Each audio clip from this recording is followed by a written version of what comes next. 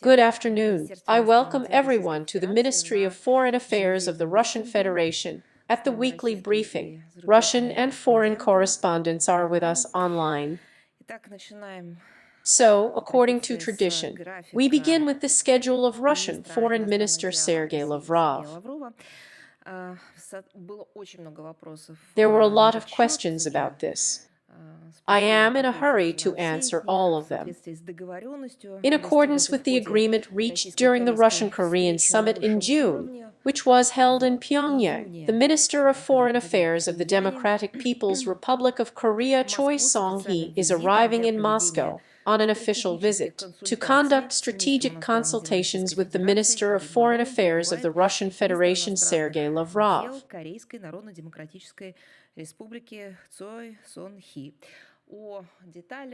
We will definitely inform you about the details and dates in addition.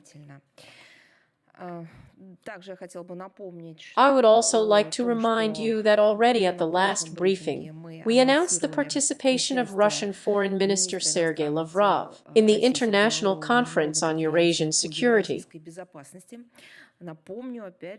Let me remind you again that it will take place in Minsk. The conference itself will be held from the 31st of October to the 1st of November, and the head of the Russian Foreign Ministry will take part in it tomorrow.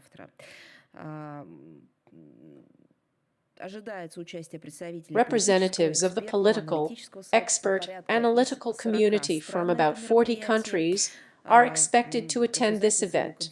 As you know, the purpose of the conference is a frank and inclusive discussion about the prospects of Eurasian security in the conditions of chronic military-political contradictions between key players and the almost complete lack of communication between them. The 16th Assembly of the Russian World will be held in Moscow on the 2nd-3rd of November. Russian is the largest annual event of the Russian World Foundation, bringing together about 300 of the most active and prominent figures of science and culture, Russian scholars, translators, philologists, writers, and journalists who speak Russian, as well as representatives of the Russian diaspora abroad, delegates from 20 regions of Russia, 78 countries of the world, including all CIS countries, are expected to participate. Of course, participants from Africa, Asia, Latin America, and the Middle East will be widely represented. Despite the official policy of unfriendly countries, numerous delegations from Europe, Canada, and the United States of America will actively participate in the work of the Assembly. The highest officials of our country and the leadership of our state send welcoming messages to the participants of the Assembly. The opening ceremony will be read out the addresses of the President of the Russian Federation, the Prime Minister of our country, the Chairman of the Federation Council, the Federal Assembly of the Russian Federation. The Assembly will be opened by Russian Foreign Minister Sergei Lavrov, also advisor to the President of the Russian Federation, Chairman of the Supervisory Board of the Ruski Mir Foundation, Elena Polskaya. The topic of the current forum is the spiritual and moral values of the Russian world. Russian participants will discuss topical issues of preservation, strengthening, development of the Russian-speaking space, tools for promoting and supporting the Russian language in the world, spiritual and moral values and ideals inherent in the Russian world, the importance of culture in upholding historical truth, in the context of the upcoming 80th anniversary of victory, and also the role of the Russian world in countering destructive neoliberal ideology. Russian World TV and Radio Company, with the support of the Presidential Grants Fund and the Russian World Foundation, will premiere a new documentary film, The Main Russianist of the Planet, created by the Russian World TV and Radio Company. It is dedicated to the founder of the Russian World Foundation, an outstanding philologist and public figure, Lyudmila Verbitskaya. On November 4th, Russian Foreign Minister Sergei Lavrov will take part in the International Symposium Creating the Future in Moscow. Let me remind you that this event will be held from the 4th to the 6th of November by the decision of the President of the Russian Federation, timed to coincide with the opening of the National Center Russia, and is designed to demonstrate the intellectual leadership of our country, the formation of an attractive image of the future, and also to become a platform for dialogue between representatives of the state, business, academia, and creative intelligentsia, there will be discussions about scenarios of human development in the improvement of promising technologies and related social changes. Representatives will be from all these circles, and so too speak groups not only from our country, but from abroad. Again, about 40 strangely rule their delegates. Naturally, they will represent their peoples and talk about what is important to them. And we are always happy to give our foreign guests the opportunity to share their point of view. The head of the Russian Foreign Ministry, as I have already said, Sergei Lavrov, will take part in this event. He will address the participants of the section of the symposium The Future of a Multipolar World, and the Minister of Foreign Affairs of Russia plans to address in his speech, among other things, the issues of modeling the contours of the future based on trends in world development, multipolarity as a norm of international life, and also suggest thinking about the audience and discussing the role of Russia as one of the most important poles of the emerging world order.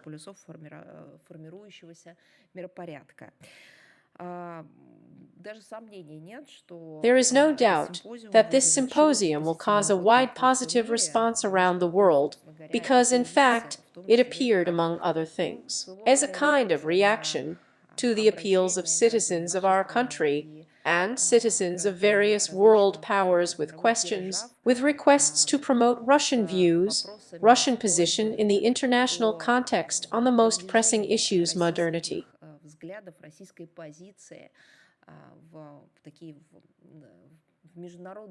В международном контексте по наиболее актуальным проблемам современности.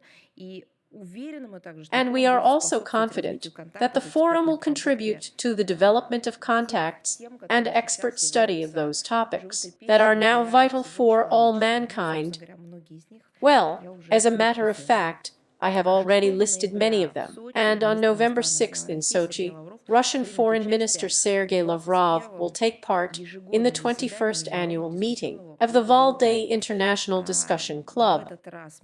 This time the event will be dedicated to the following theme: lasting peace and free development, equal opportunities, and universal security for the 21st century. According to the established tradition, the discussion took place during the period of leading Russian and foreign experts. At the meeting with them, the head of the Russian Foreign Ministry will assess the current situation in the world and comment on major international events and events. He will also give an explanation on key Russian foreign policy initiatives, and accordingly, such an interactive question and answer session will take place.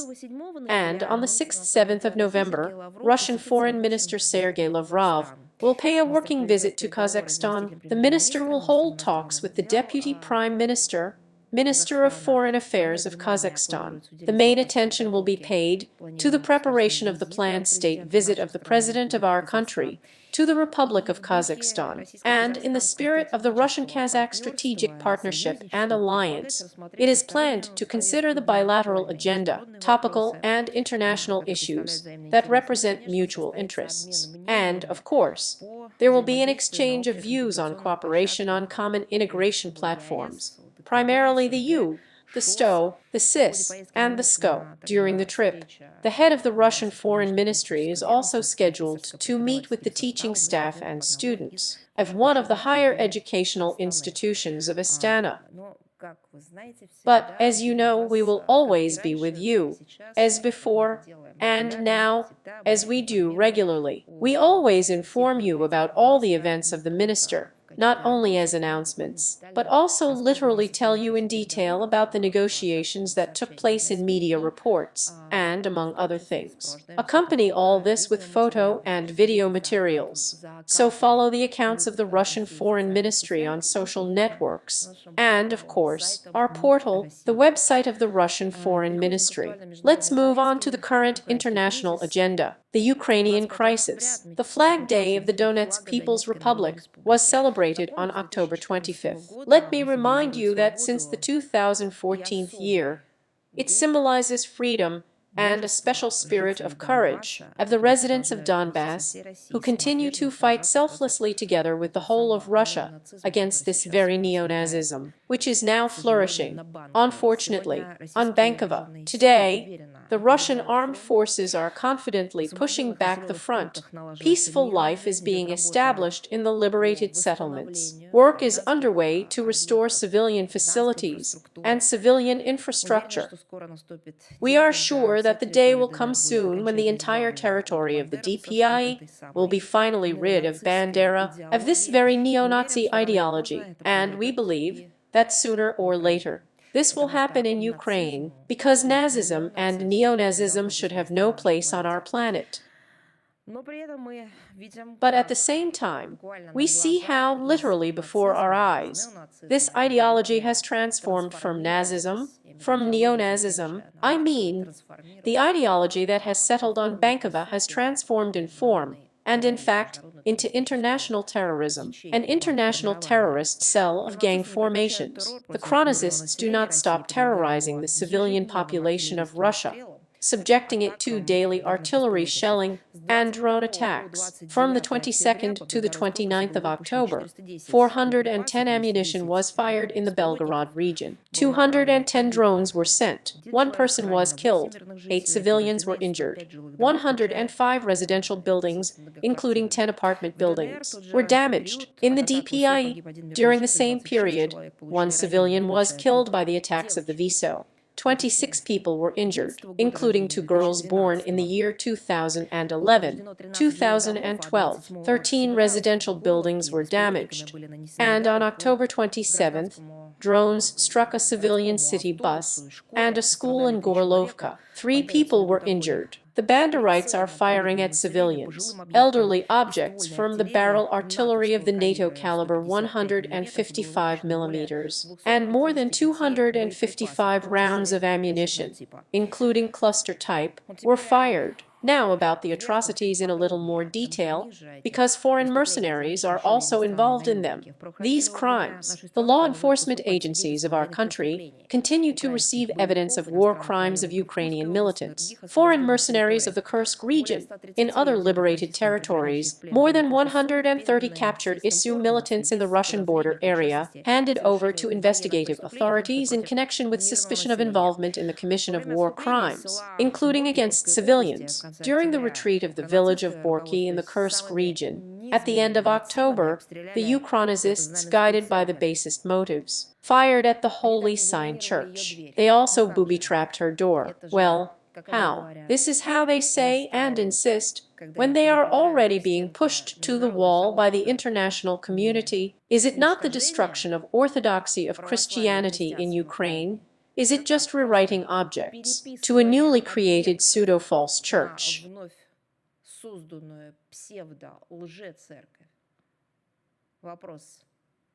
The question is for their parishioners. The doors were mined by representatives of the bank. Inhumans. In the town of Chaz Yar, according to the Russian military, they targeted a group of 6 evacuated civilians. They did not flee the city and were heading towards the location of our troops. They did this in order to escape in search of protection. The modernists opened school fire on them, mercilessly killing those who tried to leave the area. The whole group died. I emphasize once again, these are civilians. They were just trying to escape from Bandera. Video fragments appeared on the network, in which residents of the liberated city of Ukrainsk, who are captured in this video, talk about the bloody executions of citizens who refused to leave their homes by the AFU militants. A woman with a child is mentioned among the dead. They also talk about the lawlessness that was going on earlier, in particular about the shooting of an absolutely innocent man in his own house for refusing to remove the saint, George Ribbon. A certificate was received on the fact of the shooting of 2 civilians by the UPU militants who were in a state of drug intoxication while departing from the Kharkiv village of Dusty. Also about the facts of trafficking in psychotropic substances and medicines received by Ukranazis as humanitarian aid. This is not a complete list of the atrocities of the Kiev regime. These are just examples. The investigative authorities of Russia record each of the crimes. All those involved will necessarily be severely punished in accordance with the law. Well, actually, now about that. Russian courts, based on the evidence collected by the investigative committee of our country, continue to sentence Ukrainian Nazis and mercenaries for war crimes. Ukrainian serviceman Khmara was sentenced to 22 years in a high-security colony for shooting a civilian resident of Mariupol as part of an organized group in March of the 22nd year. The punishment in the form of 25 years of imprisonment was received by the Viso militant Ermolenko. His accomplices Petrov and Pavlovsky were sentenced to 24 years in prison each for the mortar attack on the village of Mirny in the Kremlin district of Mariupol in March of the 22nd year. Then a civilian died. Swedish mercenary Mikhail was sentenced to 25 years in prison in absentia for participating in hostilities on the side of the Kiev regime in the period from the 14th to the 15th years as part of the nationalist Azov formation against the DPR militia, and in the 22nd year as part of the Special Operations Forces of Ukraine against the power structures of the Republic of Donbass and the armed forces of Russia. French-Georgian mercenaries Patrick and Berduli were convicted in absentia for 14 years, and another Georgian citizen, Kinoti Anya, was sentenced to 7 years. All of these so-called soldiers of fortune have been put on the international wanted list. To date, the investigation of 59 criminal cases on the facts of mercenary activity and participation in hostilities on the side of the armed forces of Ukraine has been completed, and 27 convictions have been handed down. I emphasize once again, mercenaries. It is about the number of decisions made on mercenaries. None of the Ukrainian criminals, henchmen, will be able to escape from the inevitable punishment. And that's what's going on there. I mean about the facts of the absolute dehumanization of the Kiev regime. Representatives of Russia spoke in their speeches at an informal meeting of the members of the Security Council. According to the ARIA formula, this meeting was devoted to systematic violations of the armed forces of Ukraine, international humanitarian law, on the territory of our country. On October 25th, an informal meeting on this formula was held in New York, and naturally it was initiated by our country.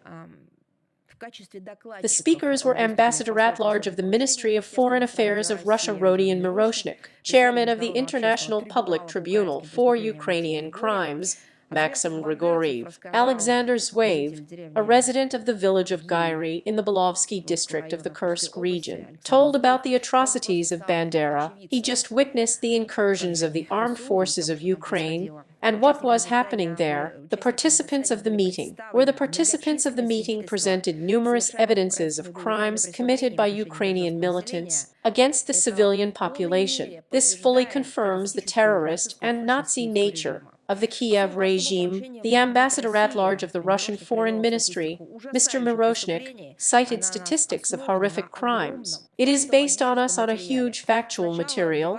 Since the beginning of the 24th year, the Koronizists have fired more than 70,000 rounds of ammunition at civilian targets. 4,733 civilians of the Russian regions have suffered.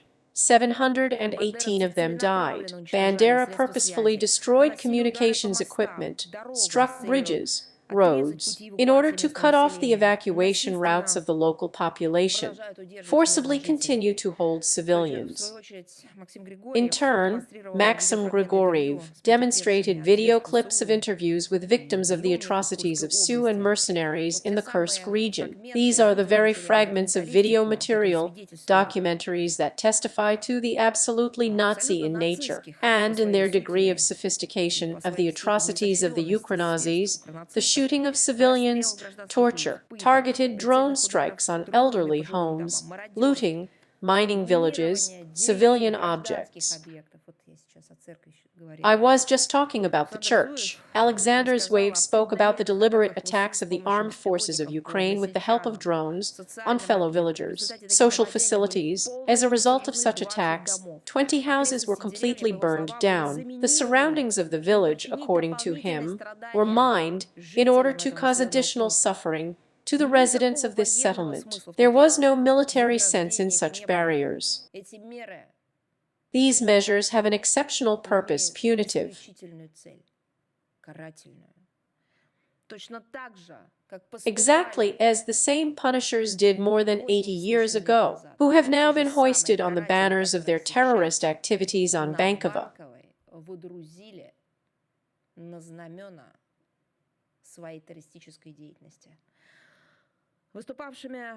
The speakers emphasized the criminal role of the West, which not only pumps the Kiev regime with weapons, helps to use them, but also cynically turns a blind eye to the atrocities committed by them, becoming in fact an accomplice to these crimes. Let me remind you, these crimes have no statute of limitations. The representatives of those Western countries present at the meeting. Yes, in fact, there was nothing to object to, and that it was not a defense to present, but at least an excuse. Together with the eyewitnesses, we will continue to convey to the world community the truth about the crimes of the armed forces of Ukraine, which cannot be hidden. It is impossible to retouch. It will be such an eternal reminder to disgrace those representatives of Western countries and regimes and aggressive blocs who developed a project called the Kiev regime and anti-Russia, and put it all into action. Под названием «Киевский режим» и «Антироссия» и запустили все это в действие.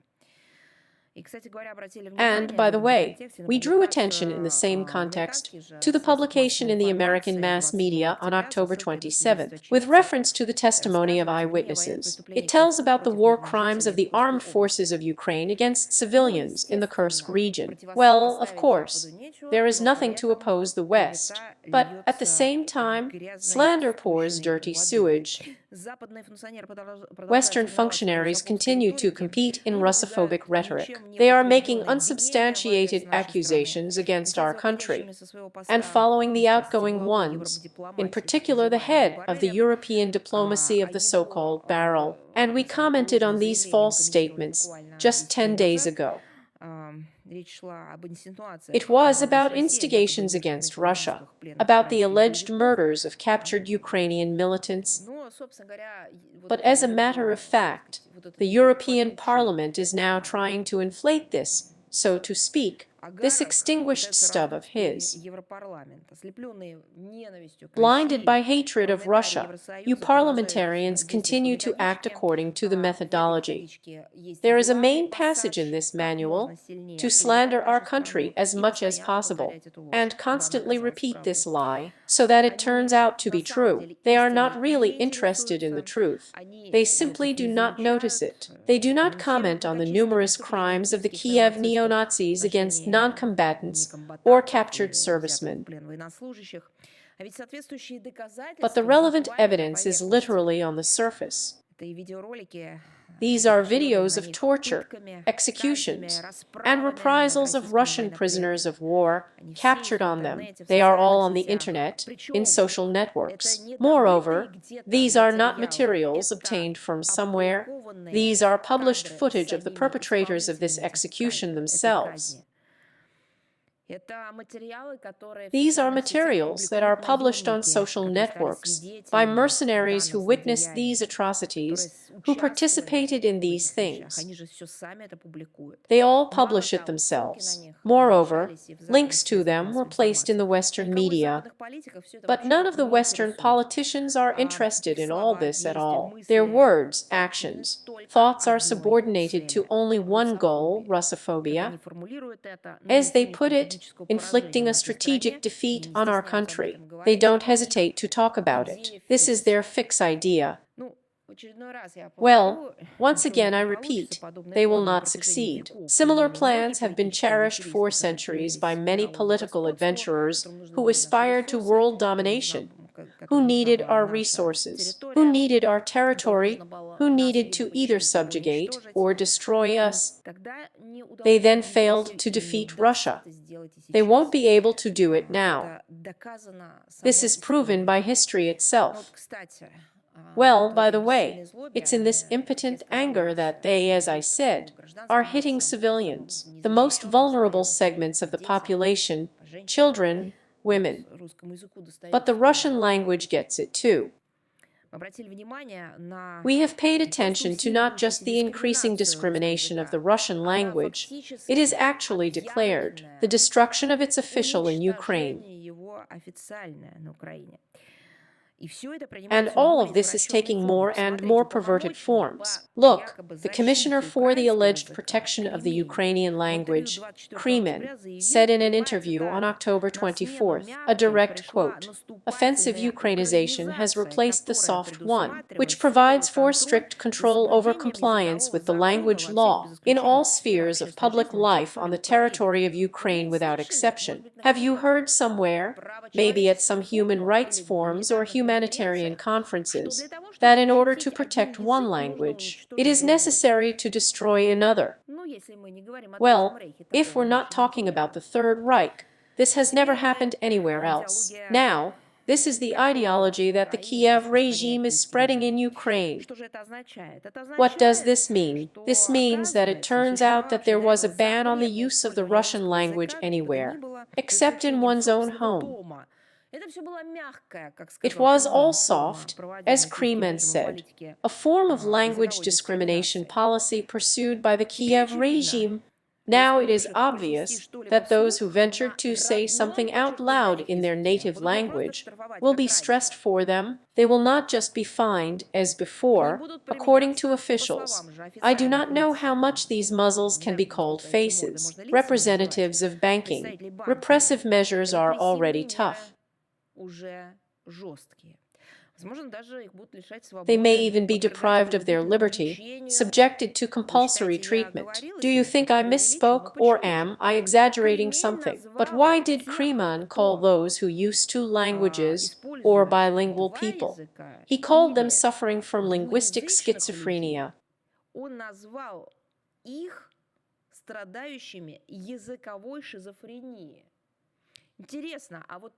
Interestingly, but Trudeau is the Prime Minister of Canada.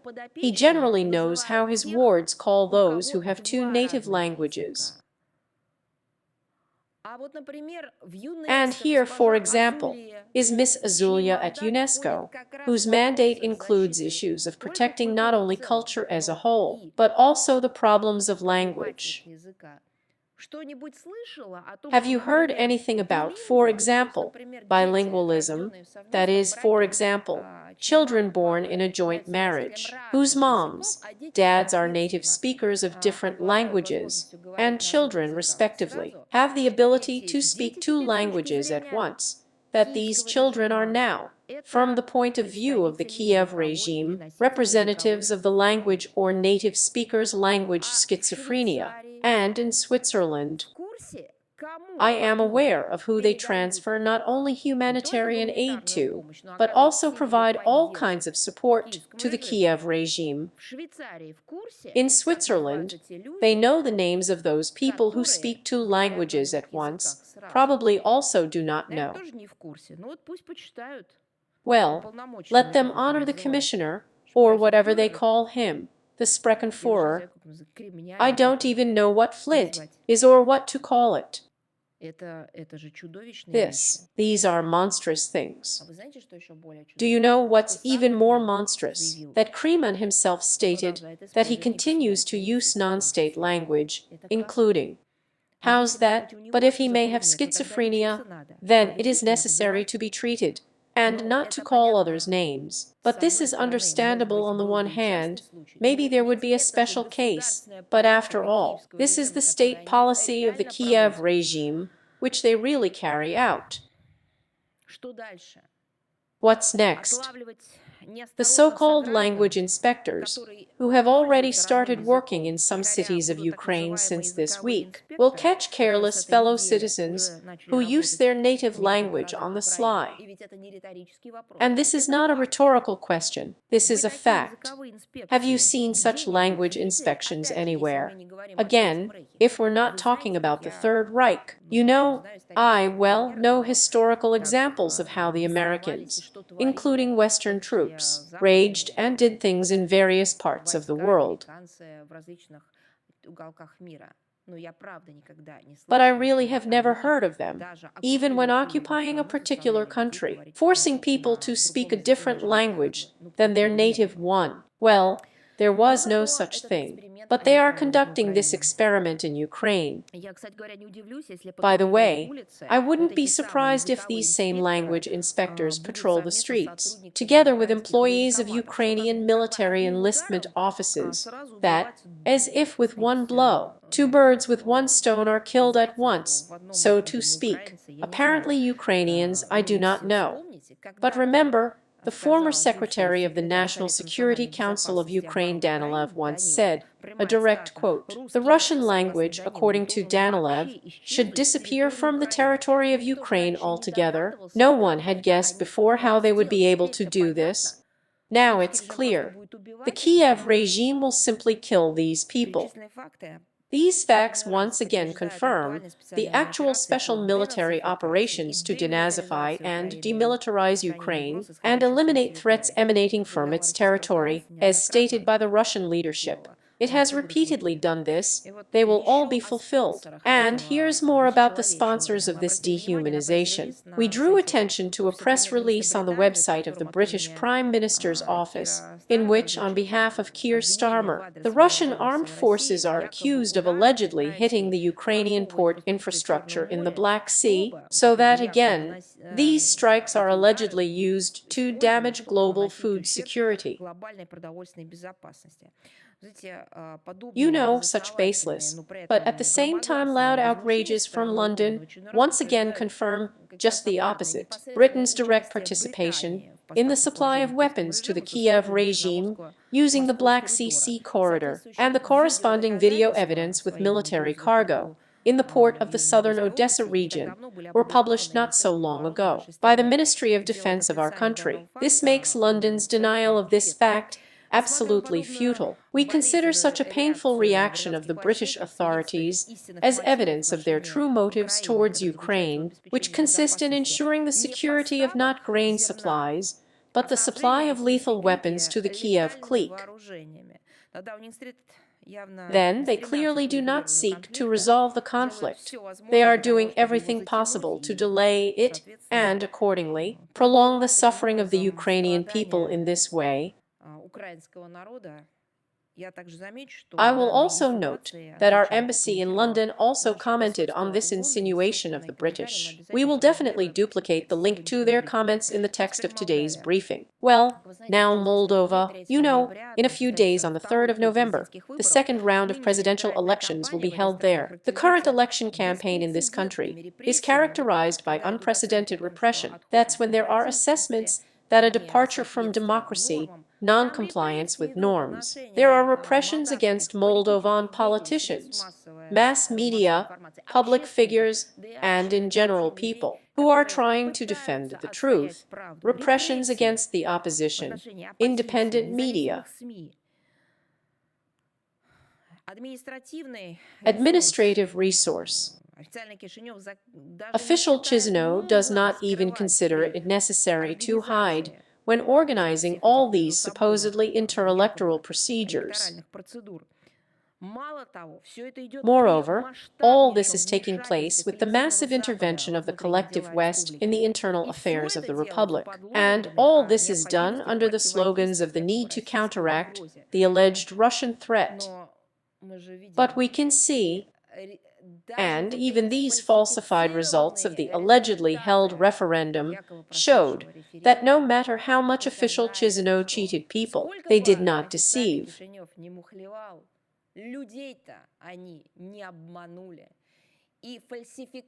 And they managed to pull the falsifications only by some fractions of a percent, because the results for Sandu and Kishinev were official failures. People, citizens of Moldavia, understand everything perfectly. They remember their history. This is the glorious history of their country and their people. They remember how closely their history and the fate of their country is intertwined with Russia. And despite the fact that now they are portraying our country and our people almost as an enemy, inventing tall tales, they remember what really unites us.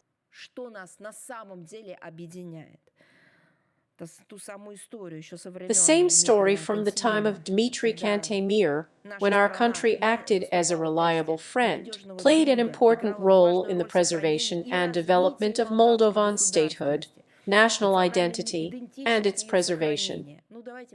Well, let's go over the facts. After the signing of the Bucharest Peace Treaty in May 1812, the territory between the Dniester and the Prut, that is, Bessarabia, became part of the Russian Empire. From that moment, the period of revival of the Moldavian lands ravaged by the war began. From 1819 to 1859, the number of urban residents increased from 43,000 to 196,000 people. Calculate for yourself how many times this population has increased in just a couple of decades. The total population from 1812 to 1917 increased 7.5 times, according to the first all-Russian census of 1897 year. The Bessarabian province entered the top 3 most populated territories of Russia. Positive trends were observed in the economy of the region. During the first half of the 19th century, the area of grain crops has grown more than fivefold, from 97 and 2,000 tides in 1814 to 516 and 8,000 tides in 1861 year. Gardening, horticulture, and the production of industrial crops developed rapidly. In the period from 1819 to 1858, the area under the vineyards increased from 10,500 to 24.8 for wine production, 3 times. The transport system of Bessarabia was actively developing. The length of railways by the beginning of the 20th century exceeded 850 kilometers. The Bandera locomotive depot in 1917 had 253 locomotives, was the largest on the Southwestern Railway. Considerable attention was paid to the development of education. A theological seminary was opened in Chisinau 1813 year, with a secular boarding school 1816 year. By 1860, there were 400 schools of all types operating in Bessarabia. More than 12,000 students studied there. Textbooks and manuals were usually brought from St. Petersburg. Some were developed and published directly in Chisinau. These are the facts. This is the real story of Moldovans, and not invented in the West and thrown through Sandu. And all those who are paid and pushed through from the West, telling about all these anti-Russian nonsense and tall tales. Is it the Soviet period now? Yes, to put it mildly. It was not without problems, but we suffered together. But beyond that, there were the greatest achievements. At this time, the peak of the development of the industrial, socio-economic, scientific, cultural, creative, intellectual potential of the Republic and the strengthening of the national identity of Moldovans, of the Union authorities paid great attention. The development of folk art, professional art, and literature was encouraged. But there was another side to it. After all, this reflected, among other things, on the well-being of residents and, accordingly, affected the demographic situation. The population of the Moldavian USSR from 1940s to 1990s increased by almost 77%, from to as many as 4,600 to as many as 3,600 of a million people. Think about it. Since 1940th year, these are the years, including the bloodiest war, for the sake of victory, in which the same Moldovans sacrificed their lives, and despite this, the demography then grew at such a pace. Жертвовали своими жизнями. И несмотря на это, демография потом росла такими темпами. And it would not be an exaggeration to say that it was on the basis laid down in Soviet times that the Moldovan economy has lasted, in fact, all the last decades. After Moldova gained its independence, Russia has always remained a reliable partner for the Republic and its residents. The peoples of our countries are connected by close business, cultural, humanitarian, and just human contacts. According to various estimates, the Moldovan diaspora in Russia ranges from 300 to 500,000 people. More than 220,000 Russian citizens live on the banks of the Dniester. For Moldovans, our country is an attractive place to study, work, and receive medical services. And how many joint families? How many people in general in our people, the Moldovan people, do not divide the peoples, but live together with pleasure?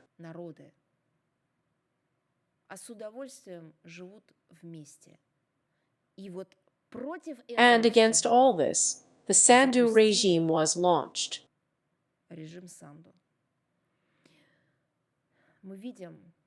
We see, appreciate, and feel this attitude of Moldovans, and in the conditions of the anti-Russian company unleashed by the collective West, we are doing everything possible so that our response to unfriendly steps does not affect ordinary citizens of Moldova.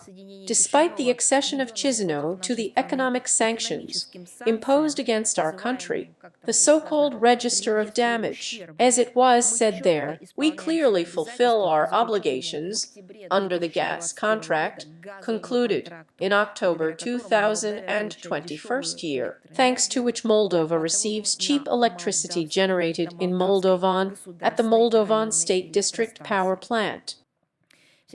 The whole history of Moldova confirms that the key to preserving its sovereignty and national identity is to maintain good neighborly relations with our country based on the principles of equality, mutual respect, and mutual benefit. And this meets the fundamental interests of the peoples of our countries, which are closely linked by historical and humanitarian ties. We are in favor of maintaining the development of ties with the friendly Moldovan people. The second round. Is it possible to say that it will or should be in accordance with democratic norms, given what has been going on all these months and the last weeks and days?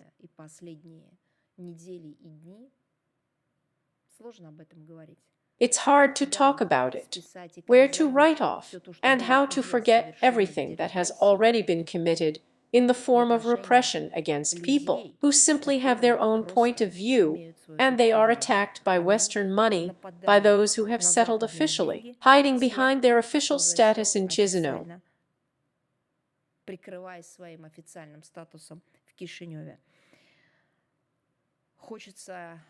I would like to wish you perseverance, courage, and faith in your strength, in your country, in your history, in your identity, Moldova. Свою историю, свою идентичность Молдавию, молдавскому народу. To the Moldovan people. Well, here's to the question of lying. Yes, we have just told how they lie about the alleged fact that Russia is.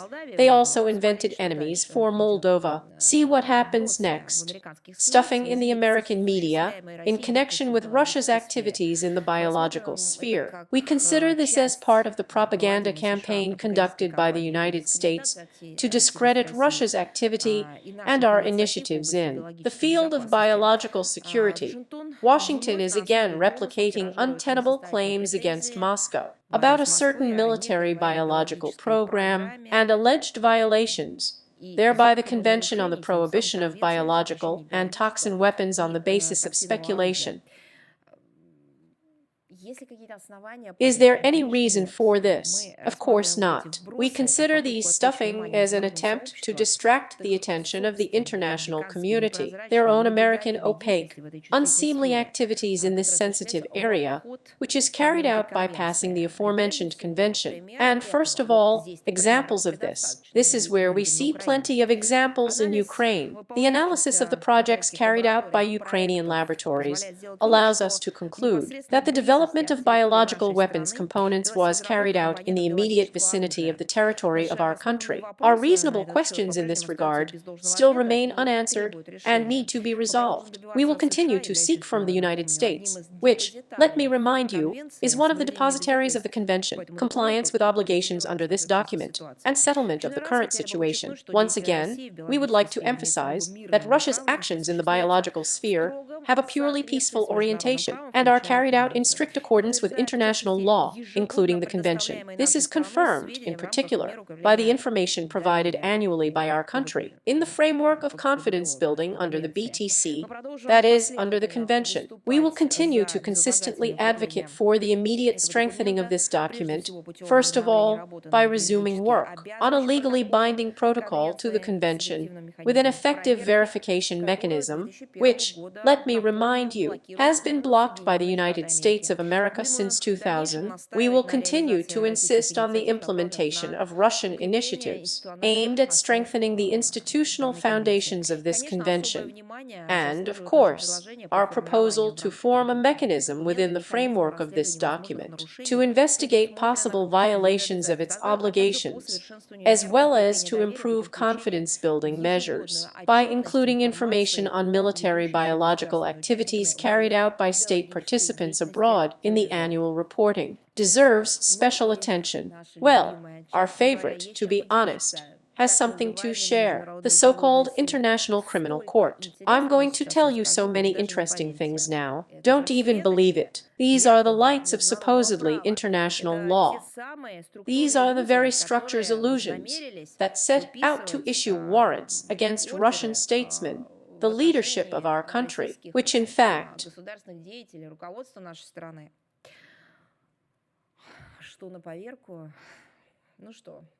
well, let's get started. On October 28th, the United Nations General Assembly considered the annual report of this very mechanism, the so-called International Criminal Court.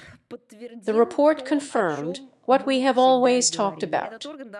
This body has long been the personification of not only double standards and inefficiency, but also some kind of monstrous hypocrisy. It has finally, irrevocably lost the right to be called the Institute of Justice or something like that. Over the years, it has become an obedient tool of Western regimes to solve geopolitical problems, but in fact, to destroy international law. The biased, one-sided nature of Musovsky's so-called crooked trial can be clearly traced in his attitude to the numerous war crimes committed by NATO countries in Afghanistan, Libya, and Iraq. Well, look, the IC has always diligently swept under the carpet the horrific atrocities of its Western patrons. The number of victims of NATO aggression, as you well understand, numbered in the hundreds of thousands, and many non-governmental organizations spoke of millions of victims. I mean killed among the civilians of Iraq alone. At the same time, not a single sentence was passed, no one requested any warrants in this regard. He completely failed the garbage of the investigation that was once handed over to him by the Security Council. He knows the situation in Libya, Darfur. In Libya, clumsy fakes were used in an attempt to justify the unjustified and absolutely unprovoked armed aggression of NATO against this country. In Darfur, the illegitimate attempt of this so-called court to hold the incumbent head of state accountable has damaged the peace process and led to a major crisis in relations between the MU and African countries. The pathological fixation of garbage officials on Africa at one time even forced the African Union to adopt a strategy for the countries of the region to withdraw from the Rome Statute, again due to Western pressure. It was not fully implemented, but the further trajectory in the IC confirmed the correctness of such a decision.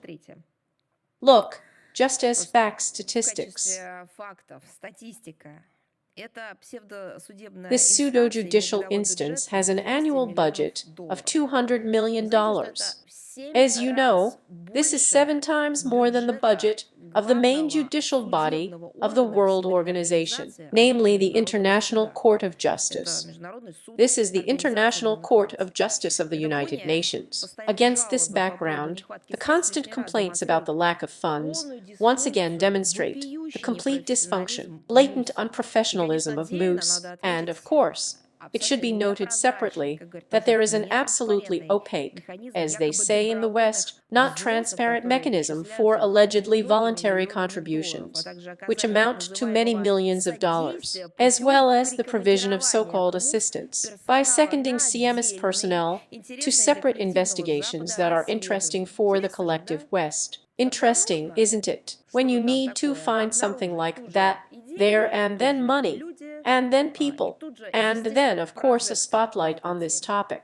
А когда And тема when the topic, so to так себе speak, для is Запада, so-so for the ни West, денег, ни there is no людей, ни money, внимания no к этому. people, no То attention to it. псевдосуд This выступает лишь pseudo-court ширмой acts для as a заказных screen процессов, for custom-made проплаченных и processes paid осуществляемых for Штатами and или carried out by сателлитами. the states of their Позиция Вашингтона satellites. особенно Washington's показательна для position is понимания particularly сути МУС и indicative отношения of к нему understanding the essence of the вызываемого ick коллективного and the Запада. attitude of this Американцы collective не West towards it. участвуют в Americans do статуте, not но когда им participate in the удобно, Rome активно пытаются Statute, задействовать but этот when it is орган convenient против for them, they других actively стран, try to use this body поощряют его, against хвалят. other countries. А в They других encourage случаях him, грозят praise Международному him, уголовному and суду in и other его cases аппарату threaten the санкциями, International Criminal которые Court однажды and its даже, между apparatus прочим, with реально были sanctions, which введены once, by the после way, попытки were actually прокуратуры imposed МУ after the заняться преступлением prosecutor's office tried to deal юстиции. with crimes against the В Штатах принято Palestinians. законодательство, The states have adopted запрещающее legislation сотрудничество МУС и prohibiting the cooperation of налагающее moose на and imposing a взаимодействие huge number с of ним different restrictions on огромное количество interaction with различных it. ограничений.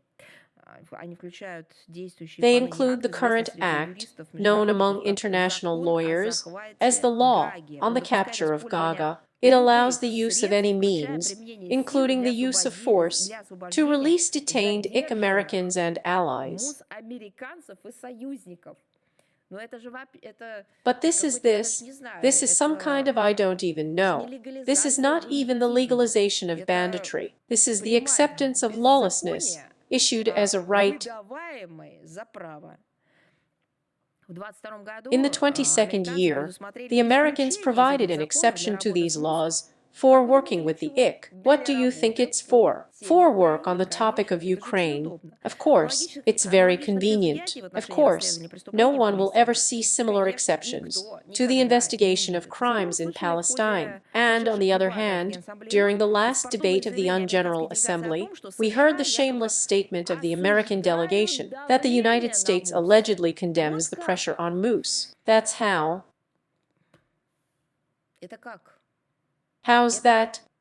Как This is такое, в how, in принципе, может principle. быть, чтобы It can be сам that Вашингтон Washington чего itself только has в not come отношении up with МУС не anything about the придумал, от moose, введения from the introduction of антимусовского anti-mouse legislation to законодательства taking до personal принятия measures against персональных мер в representatives of the отношении moose. представителей МУС. И поэтому And и therefore, после even этого after that, прибегают they в resort to the Организацию United Объединенных Наций, говорят, Nations что давить and надо say нельзя. that it is Хорошая impossible структура. to put pressure on moose. Very good structure. Ну и, конечно, And of просто course, the гастроли recent театра history of абсурда Ukraine's стала certification of недавняя the Rome история Statute has сертификации become just a tour of the theater Украины of the Римского absurd. статута. Почему же это Why именно do I так call it называют? Да that? потому что киевский режим Yes, умудрился because the Kiev ратифицировать regime Римский managed статут to с ratify the оговоркой о Rome том, что status в with the течение proviso 7 that лет within 7 МУС years, не the будет IC will not иметь have jurisdiction юрисдикции в over war отношении crimes военных committed by преступлений, citizens of Ukraine. совершенных гражданами Украины. Чудесно же, да? It's wonderful, Помните? isn't it? Вот Remember, this is a very очень good moose хорошая с structure. точки зрения From the киевского point of режима view of the структура Kiev МУС. regime, Только есть одно условие, there is что only one участвовать они condition, будут that they will в этой participate in this квазиорганизации quasi-organization без without the possibility of being возможности judged by быть themselves. осуждаемыми самим.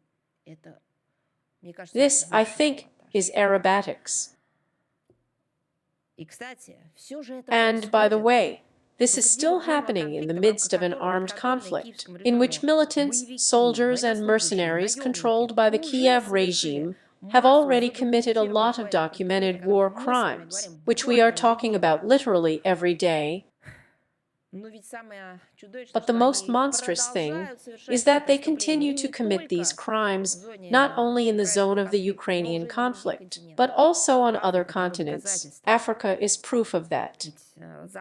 After all, the West actually wrote out a full indulgence to its Kiev regime vassal. It turns out that any party to the armed conflict can now follow the example of the Kiev regime, on the one hand by signing the Rome Statute, and on the other hand by excluding its own responsibility under the statute, and using this pseudo-court as a political weapon against the other side. It's even.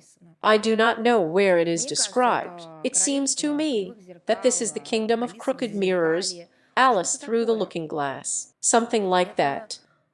This is a distorted, perverted idea of legality to the point of complete absurdity.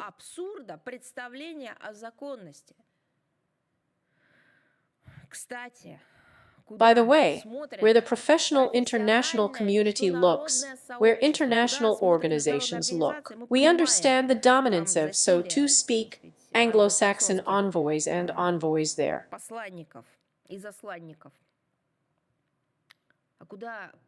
And where does a professional look at it? Professional lawyers all over the world.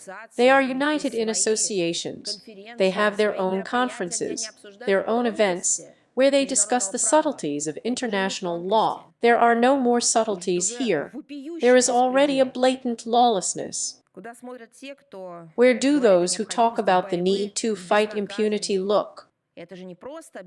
It's not just impunity, it's the legitimization of impunity. His maneuvers in connection with the situation in Palestine turned into a theatrical performance. We have already partially said, let's say in more detail. At first, the British prosecutor trumpeted in all the media about the request for arrest warrants for the Israeli leadership. Then, Britain itself stalled this process.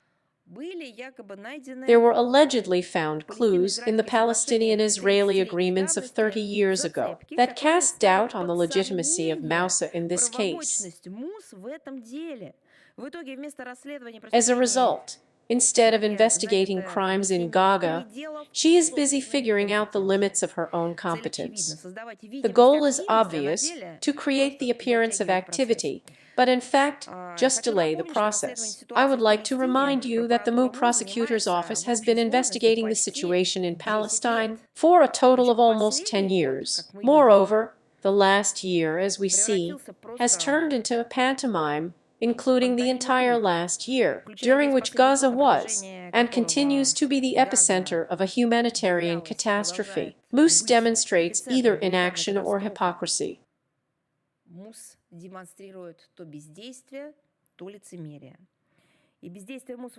And the inaction of the Moussa against Westerners and their allies, against the background of an indicative rush against their opponents, proves once again that this instance has nothing to do with justice. And, of course, I can't help but comment on the news on Musa's website about the beginning of an investigation against his own prosecutor. Let me remind you, this is the Briton, the Khan. What do you think he is accused of? He is accused, of course, in my opinion, some kind of quintessence of insanity. But just think about it. The International Criminal Court is headed by a man who is accused of sexual harassment. You will probably say, it has already happened. We have heard the name Khan, the ick and sexual scandals. But no, it was about his own brother. Let me remind you that it was just on the eve of the issuance of scandalous arrest warrants against the Russian leadership. That was when the brother of the prosecutor Khan was released from a British prison ahead of schedule. Another Khan, I say again, his brother, then he was serving time for a similar crime.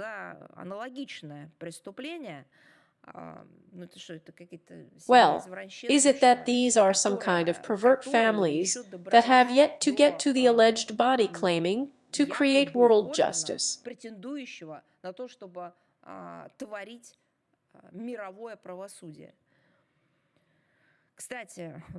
By the way, this ugly construction of the Rome Statute makes the prosecutor the central figure of Moose, and only he decides which cases to investigate, and at what pace, who to charge, how to allocate resources. Without him, no case will actually reach the judges.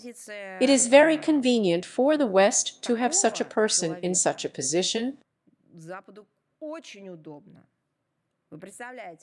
You can imagine what a field for blackmail, respectively, for manipulation, when it is necessary for this person to make the right decision. His pervert brother was released, and when it was still apparently necessary to manage, clouds began, so to speak, with regard to him, or clouds began to thicken over him. Here you are, everything is banal and simple. Do you remember how Russian Foreign Minister Sergei Lavrov constantly said that decisions taken, unfortunately by many countries, sometimes by their representatives in an international organization, are beaten out with Westerners through blackmail, threats, and direct pressure? Here is an example of how this is done, and of course, it is impossible to understand how, in the face of all these obvious facts, many countries of the global South still cherish hope for a positive contribution to the Moose, to the eradication of serious international crimes. The whole history of Moose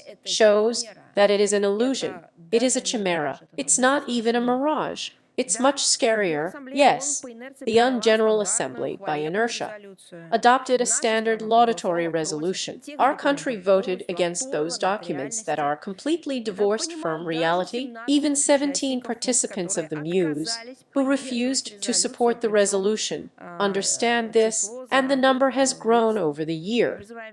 We call on all responsible members of the international community to fight together against blackmail and the dictates of the collective West. Finally, to throw off these shackles from yourself, to allow yourself to be truly free. Yes, it's not easy, but it's worth it. We cannot allow the planet to become a victim of a puppet body that broadcasts not justice, but crooked justice.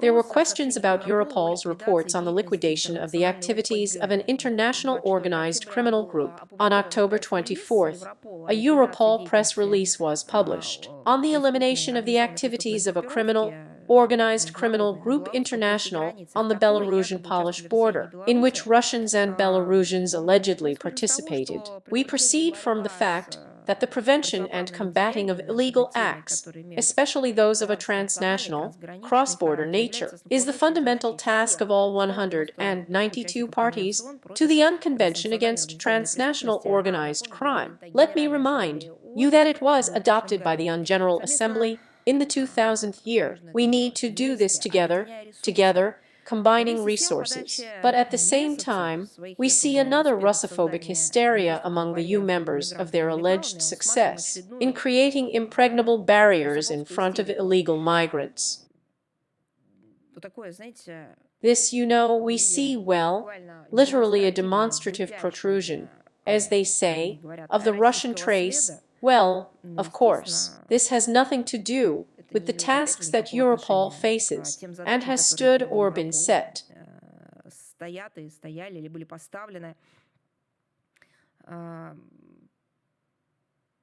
And all this, by the way, is in line with the EU's struggle, as they say, with hybrid threats allegedly emanating from our country. Well, as a matter of fact, the use of Russophobia to justify their own illegal actions. In this context, Europol, being a politicized EU structure, acts as another tool to contain Russia, even in an area where this politicization is harmful to them, where it is simply dangerous. We would like to remind you that Europe has always sinned with political bias, and in recent years it has literally increased, and noticeably increased, according to political interests. Unverified data on the circumstances and persons suspected of involvement in crimes in the European space are replicated. Why is this being done? In order, probably, to reassure citizens, the electorate in the countries of the European Union, which is concerned about illegal migration and related committed crime. At the same time, the accents in all these materials and data are literally arranged according to patterns. From their point of view, the main criminals are Russians and Belarusians. Europol will not pay attention to the problem of the enormous demand in Europe for cheap, often illegal labor, which is precisely the main prerequisite for the flows of illegal migration. They also prefer not to talk about the reasons for the migration of illegal immigrants from Afghanistan, Iraq, and Syria, whose countries suffered the most from the cynical foreign policy of the collective West. Well, again, these press releases, these statements formulated in this way, they are needed solely to justify miscalculations, terrible mistakes that are presented as political decisions, but, in fact, they are the cause of all, well, very many troubles that the European Union is currently experiencing because of the failed migration policy.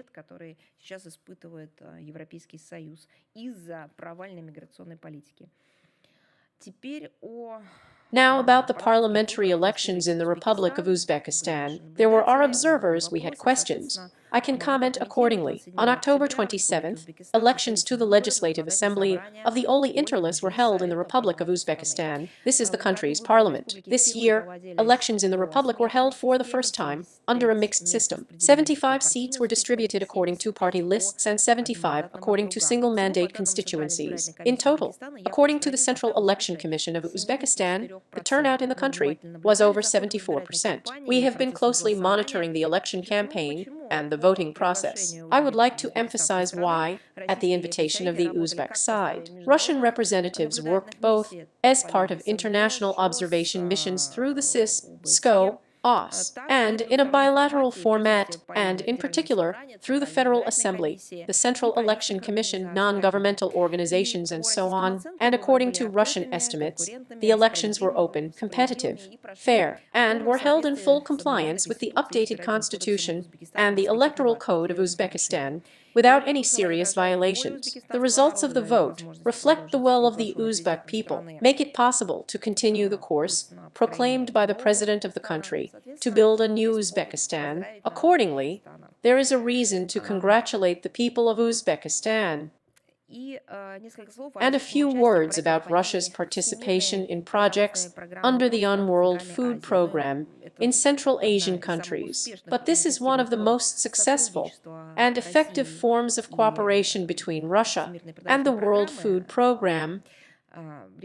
We are talking about the implementation of projects in the field of development of sustainable school nutrition systems in the states in need. What's the point? To help governments of developing countries to create their own school nutrition system. At the initial stage, this involves the provision of expert methodological support, the development of an appropriate national regulatory framework, as well as logistical assistance in creating the necessary infrastructure. This refers to the equipment of the kitchen, dining room, school greenhouses, gardens. The final element of such projects should be the transfer of the system of control and management of the school nutrition program from the World Food Program to local and national authorities. To date, Russia, together with has implemented a series of such projects worth more than $120 million.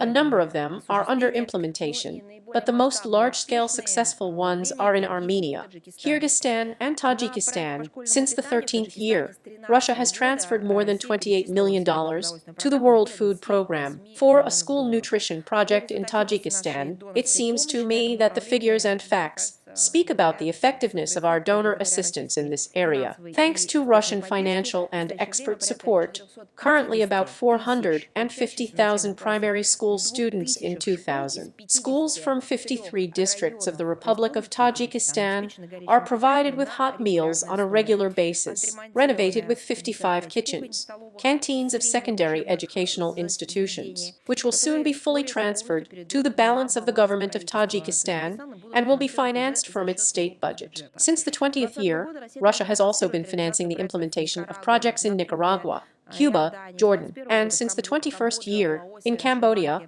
Laos, and Sri Lanka. In addition, we support a project to provide food assistance to Syria, within the framework of which about $4 million have been allocated for the equipment of school canteens kitchens, as well as the integration of local farmers into the social security system. Mozambique, a project in the field of school nutrition, is being implemented under the Innovative Debt for Development scheme. It involves a phased conversion over 5 years, the debt of this country to Russia, financing of the World Food Program project on school nutrition, for a total of $40 million.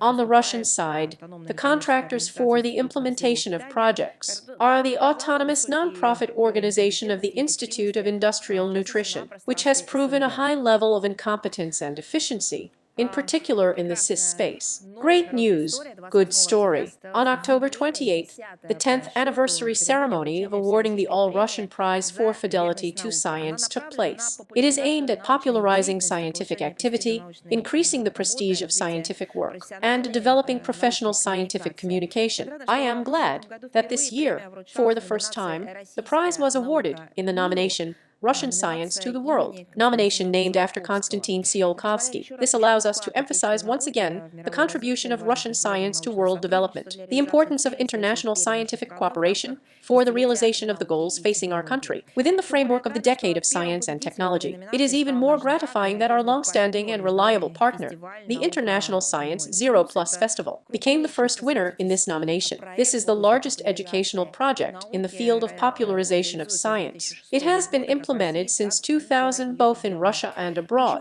The key objectives of the festival are to attract young people to science and technological activities, to foster interest in research through interactive involvement, to establish a dialogue between science and society. The traditional audience of the annual festivals is school children, students, young scientists. For the entire duration of the events, about 20 million visitors have been attracted to the festival. This year, the International Science Zero Plus festivals were held with great success in Belarus and China. They are preparing to be held in Uzbekistan, Kazakhstan, for the first time in Cuba. We hope for further expansion of the geography, and for our part, we will do everything possible to ensure that the educational mission of the festival continues to be implemented in friendly countries, in spite of all the tricks artificially created by the barrier, restrictions that the West is somehow trying to screw in or adjust on our way.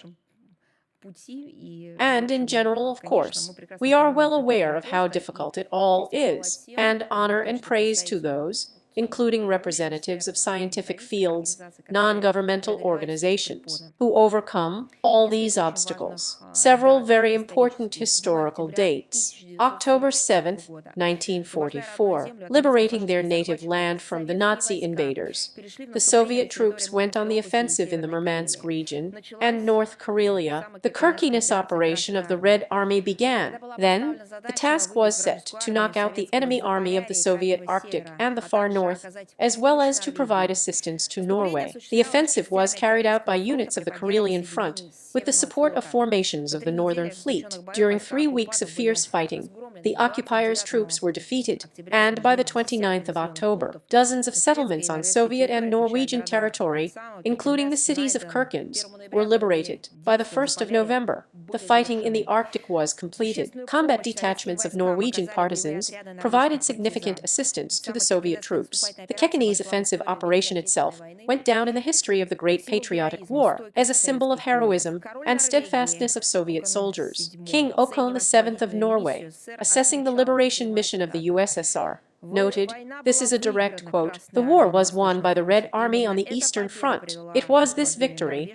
that led to the liberation of Norwegian territory in the north." End quote. Unfortunately, in recent years, Norway has firmly established itself among the most hostile states towards Russia, contributing to the escalation of confrontation in the Arctic. He is actively involved in the militarization of the North, which is being promoted under the leadership of their so-called main allies. The transformation of troops into a platform for multilateral dialogue, a NATO military training ground. At the same time, the national armed forces are being modernized at an accelerated pace, and the military budget is being inflated. Step by step, the Norwegian authorities are moving away from the policy of not placing permanent foreign military bases on their territory in peacetime. They are diligently preparing the ground for the final rejection of self-restrictions on conducting military exercises with their allies in the northern regions in the immediate vicinity vicinity of the Russian border.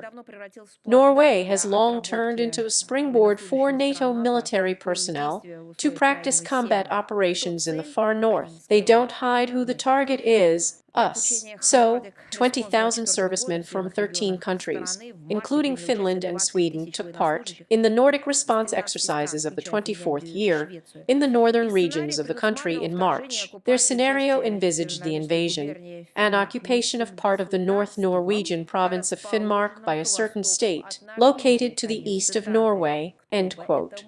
Who could it be? We ask a question. Responsibility for their own militaristic aspirations in Oslo has traditionally been imposed again on our country.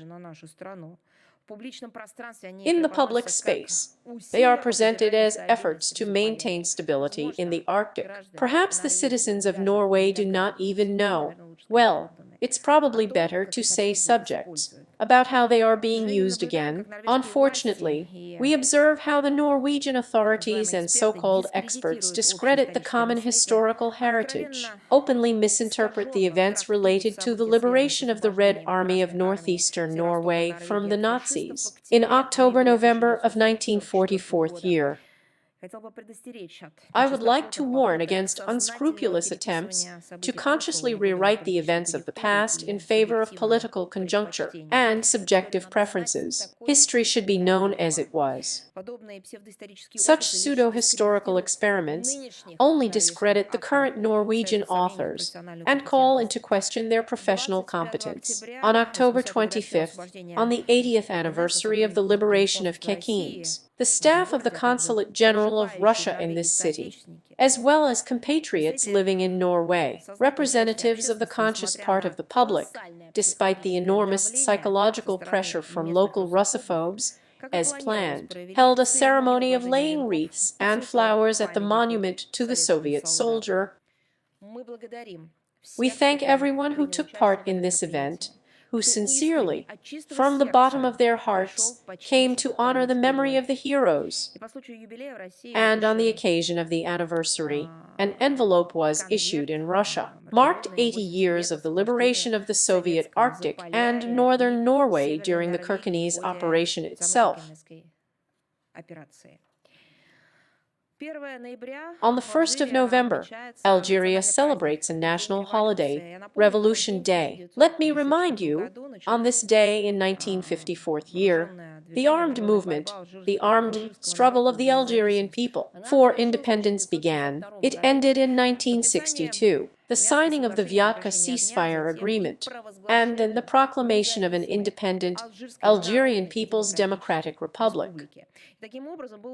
And thus ended the 132-year history of French colonization of Algeria.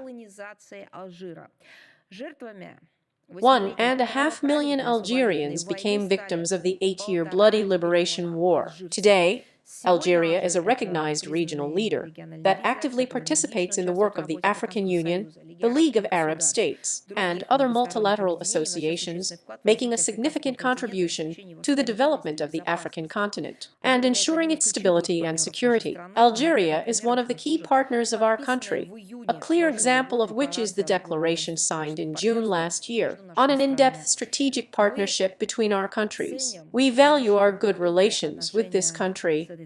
An active political dialogue is maintained, and multifaceted mutually beneficial cooperation is developing in trade, economic, military technical, cultural, humanitarian, and other spheres. And in connection with the upcoming 70th anniversary of the revolution, we would like to wish our Malyshev friends peace, prosperity, and prosperity. And, by the way, another important date for our domestic diplomacy.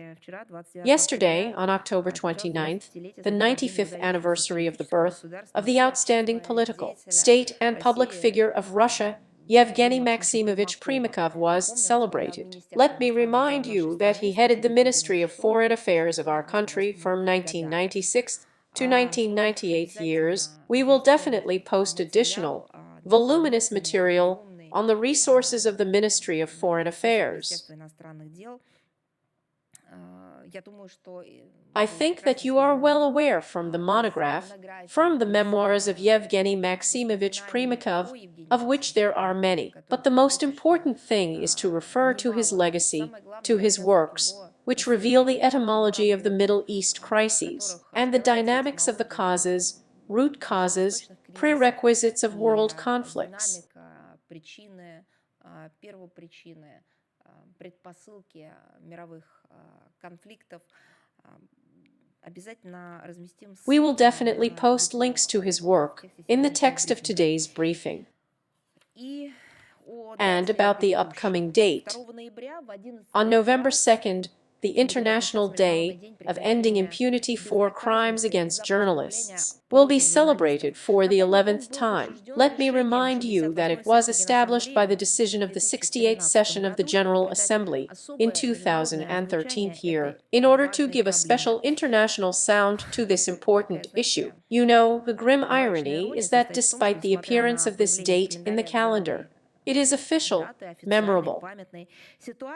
The situation in the sphere of ensuring the safety of media professionals, professional journalists, and in general in the media sphere, and the inevitability of responsibility for committing crimes against them, crimes, not only this situation has not improved, it has simply degraded. This is a collapse of any norms, rules, law, legality, morality at all. Over the past year alone, 4 more Russian journalists, Boris Maksudov, Semyon Eremina, Valery Kozin, Nikita Sotsiagi, miraculously survived targeted attacks by drones of the armed forces of Ukraine, Yevgeny Podobny, as well as NTV correspondent Alexei Ivlev, have died at the hands of militants of the Kiev regime practicing undisguised terrorist activities. A real hunt has been announced for Russian military officers.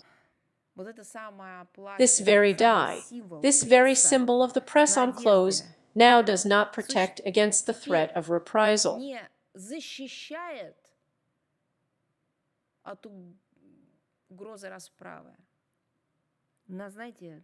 It's, you know, like it's a label or something.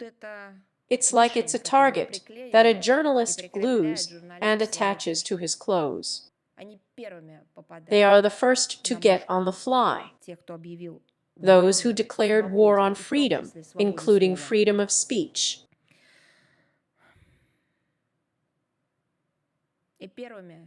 And the first, in this very struggle of truth and falsehood, in the struggle of the world for freedom from untruth.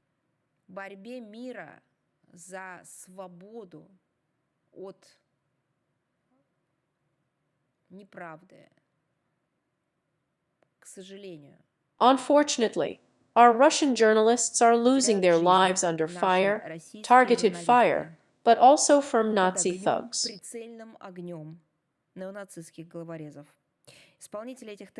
The perpetrators of these terrorist attacks are not only not persecuted by the Zelensky regime in the West according to the law, or politically condemned in any way. No, they are actually encouraged to continue the bloody atrocities. At the beginning of the year, it became known about the death of an American-Chilean journalist in Ukrainian dungeons. Do you remember González Lira, about whom, in my opinion, only we talked? He was tortured, and he was killed by torture. However, since then we have not seen a single sign that the perpetrators of this brutal murder, and the murder was precisely of a journalist because of his beliefs, because of his professional activity, that at least someone is being tried to call to account. On the contrary, even the authorities of the United States and Chile. Then the tortured journalist Gonzalo Lira was a citizen, pretended that there was nothing at all. They just didn't include it in any of the reviews. They have not dedicated any press release to this. They have not held any conference. They have not established any, I don't know, a scholarship, an award, a name, a prize at, something to perpetuate his memory. A man who was a professional journalist and who was killed for just that. Terribly killed. After all, For years our country has been calling for the cessation of the activities of the peacemaker terrorist platform on all platforms. After all, it is with the help of this platform that the Kiev regime identifies its ideological opponents, outlines goals, targets for elimination, and then puts crosses in front of those whom it killed. But the servers of this database are a database for killers. All this time, these servers are located on the territory of the so-called advanced democracies of the United States and Canada, which could have long ago demonstrated their commitment to protect the safety of journalists and stop crimes against media representatives. But this resource continues to function smoothly. On the other hand, all the power of the Anglo-Saxon repressive machine was thrown at literally harassing Julian Assange and ultimately forcing him to redeem his freedom for admitting guilt in a crime that the American pseudo-justice invented for him. In such a painful exchange, the Australian told himself into the microphone in the walls of the Parliamentary Assembly of the Council of Europe. This is how the West stands for freedom of speech and fights against impunity. This is impunity. A new round of escalation of the conflict in the Middle East has turned into a huge human tragedy, with tens of thousands of civilian casualties. It is possible, and already for many over 100,000. Among them is an unprecedented number of dead media employees. According to the most conservative estimates, there are about 1,500 people in the Gaza Strip and in fusions. Last week, we commented on the death of 3 employees of Lebanese TV channels as a result of an Israeli airstrike on an elderly sector of the city of Speyer in southern Lebanon. Are there any prerequisites for this to end? No, there are reverse signals that, unfortunately, the media, journalists will be exterminated first. Those who verbally advocate for freedom of speech and journalism and its security, but in fact destroy any dissent, no matter how it is manifested, by professional journalistic methods, or, so to speak, using the tools of new media, blogging and so on.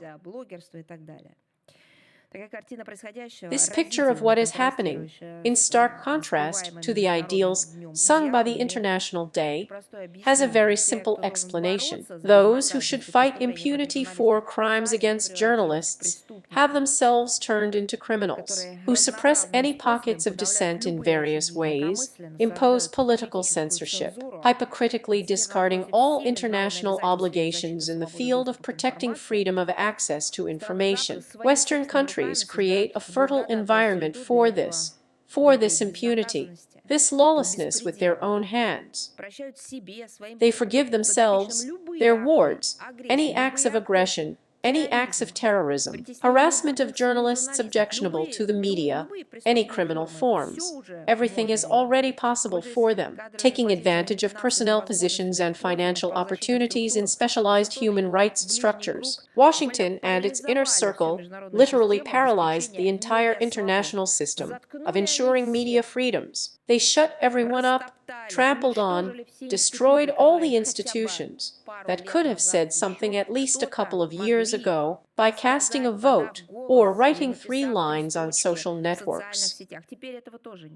Now that's gone too. At their command, international officials are obliged to respond to violations of the legitimate rights of the media, or stubbornly remain silent when all the bells need to be rung, or they pounce with a pack of false reproaches on those whom the West has allegedly recorded as enemies. The International Day to End Impunity for Crimes Against Journalists will only then regain its original purpose. The international obligations formed in this sphere, in all their completeness and interconnectedness, will be fulfilled by all state ones without exception, states and non-states too, and professional associations, and those who are at the junction. Otherwise, this day will literally degenerate either into meaningless date in the calendar of international events, or into a reproach to the entire international community that one thing was stated, but in fact turned into something completely different.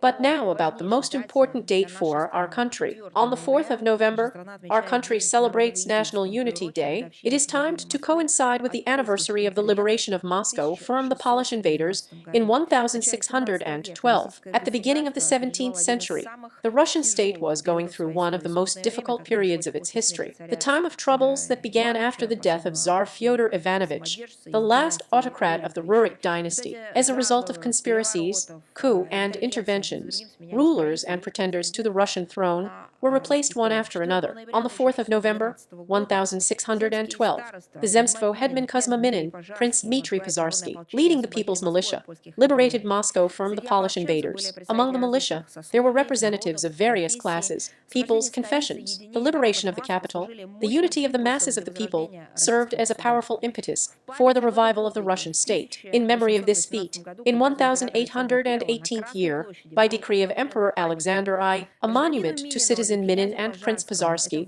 was erected on Red Square. This is an outstanding creation of the Russian sculptor Ivan Petrovich Marks. The first monument in the history of Russia is not to a czar or a commander, but to national heroes. Every year on National Unity Day, grateful descendants lay flowers at the monument. In accordance with federal law, National Unity Day has been celebrated since 2005 year. It is a tribute to the glorious past of our fatherland. This holiday is an important symbol of the reminder of the strength of unity and solidarity of the entire multinational, multi-confessional people of our country in the most difficult times. We celebrate this date with pride, with respect for our ancestors. Harmony of unity, loyalty to traditions, moral values are the most important conditions for stable and dynamic development of Russia, a peaceful life of citizens, a symbol of faith in tomorrow. Today, in the context of a large-scale anti-Russian campaign unleashed by the collective West,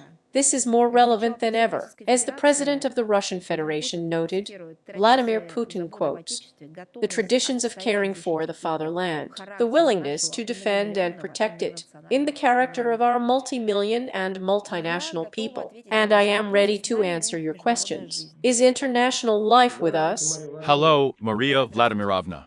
Yes, hello. The day before yesterday, on October 28th, the head of European diplomacy, José Borrell, said that at present, due to the aggravation of the situation in the Middle East, the conflict in Ukraine has receded into the background. I will allow myself to quote him.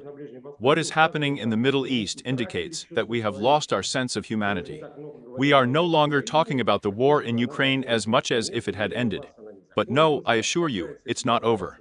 It goes on and on with the same intensity," Borrell said. How would you comment on this statement? Well, it seems to me to comment on the barrel. It's like reading out a diagnosis. We have repeatedly drawn attention to the wildest double standards of the European Union. In particular, this is how they reacted to Borrell's statements and his assessments of events around Ukraine, about the situation in the Middle East. For the U people, there is one thing in common in these tragedies.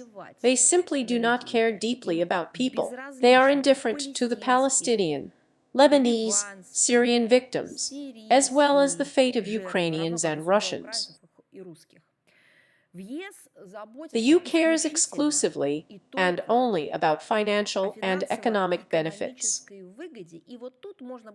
And here it would be possible to say their own countries, but no, not even their own countries, but that very beautiful garden, but in fact a golden billion, focused precisely on the interests of this very Anglo-Saxon metropolis and nothing else.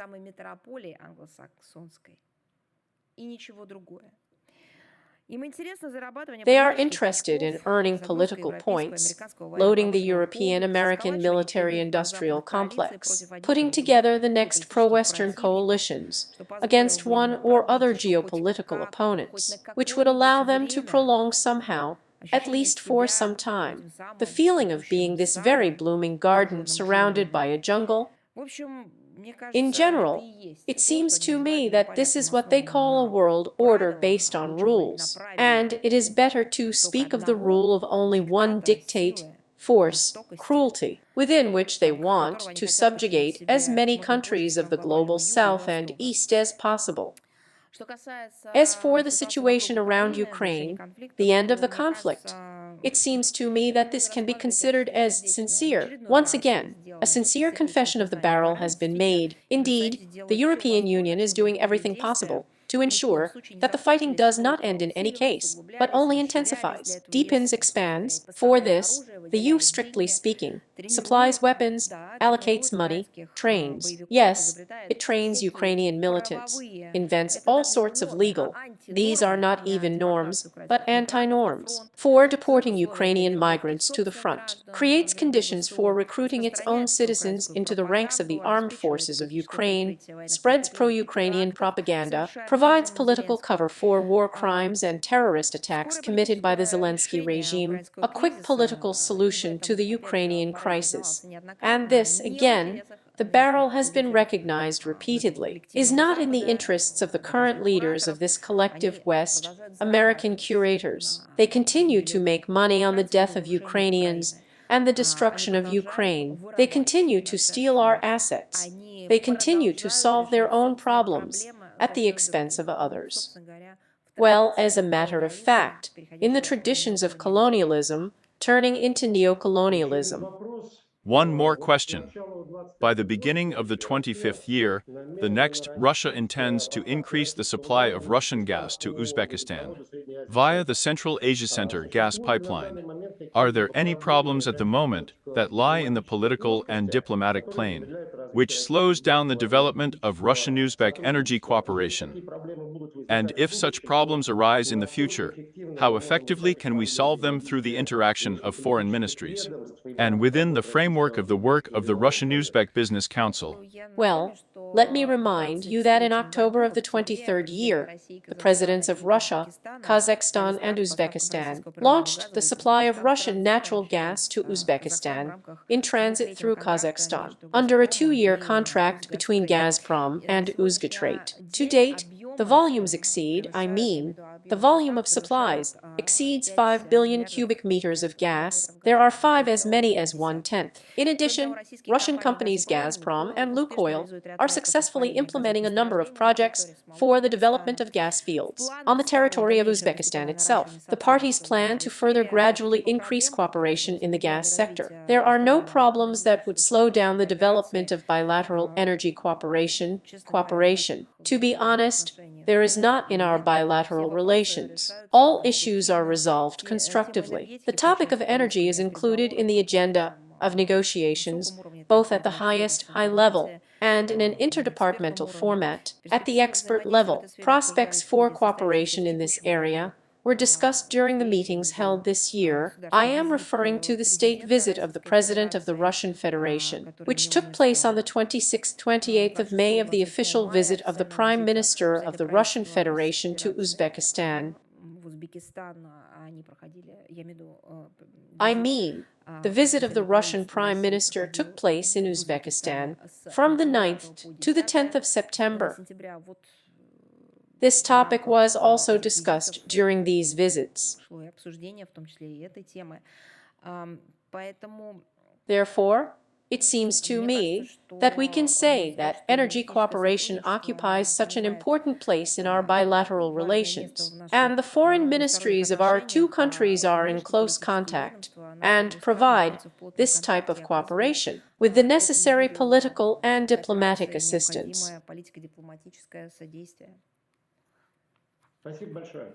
Thank you very much. Thank you. With us, Lee. RIA Novosti. Good afternoon, Maria Vladimirovna. We are with you. We have 2 questions. The first one concerns the words of the permanent mission of Iran Prime Amir Said Irvine. He said that the United States is involved in Israel's attack on Iran and will bear responsibility for it. How would you comment on this statement? Well, I think it's obvious, and it's obvious to us, that the Israeli airstrikes on the territory of Iran, we are talking about the 25th period from October 25th to October 26th, were coordinated by Israel, the United States of America,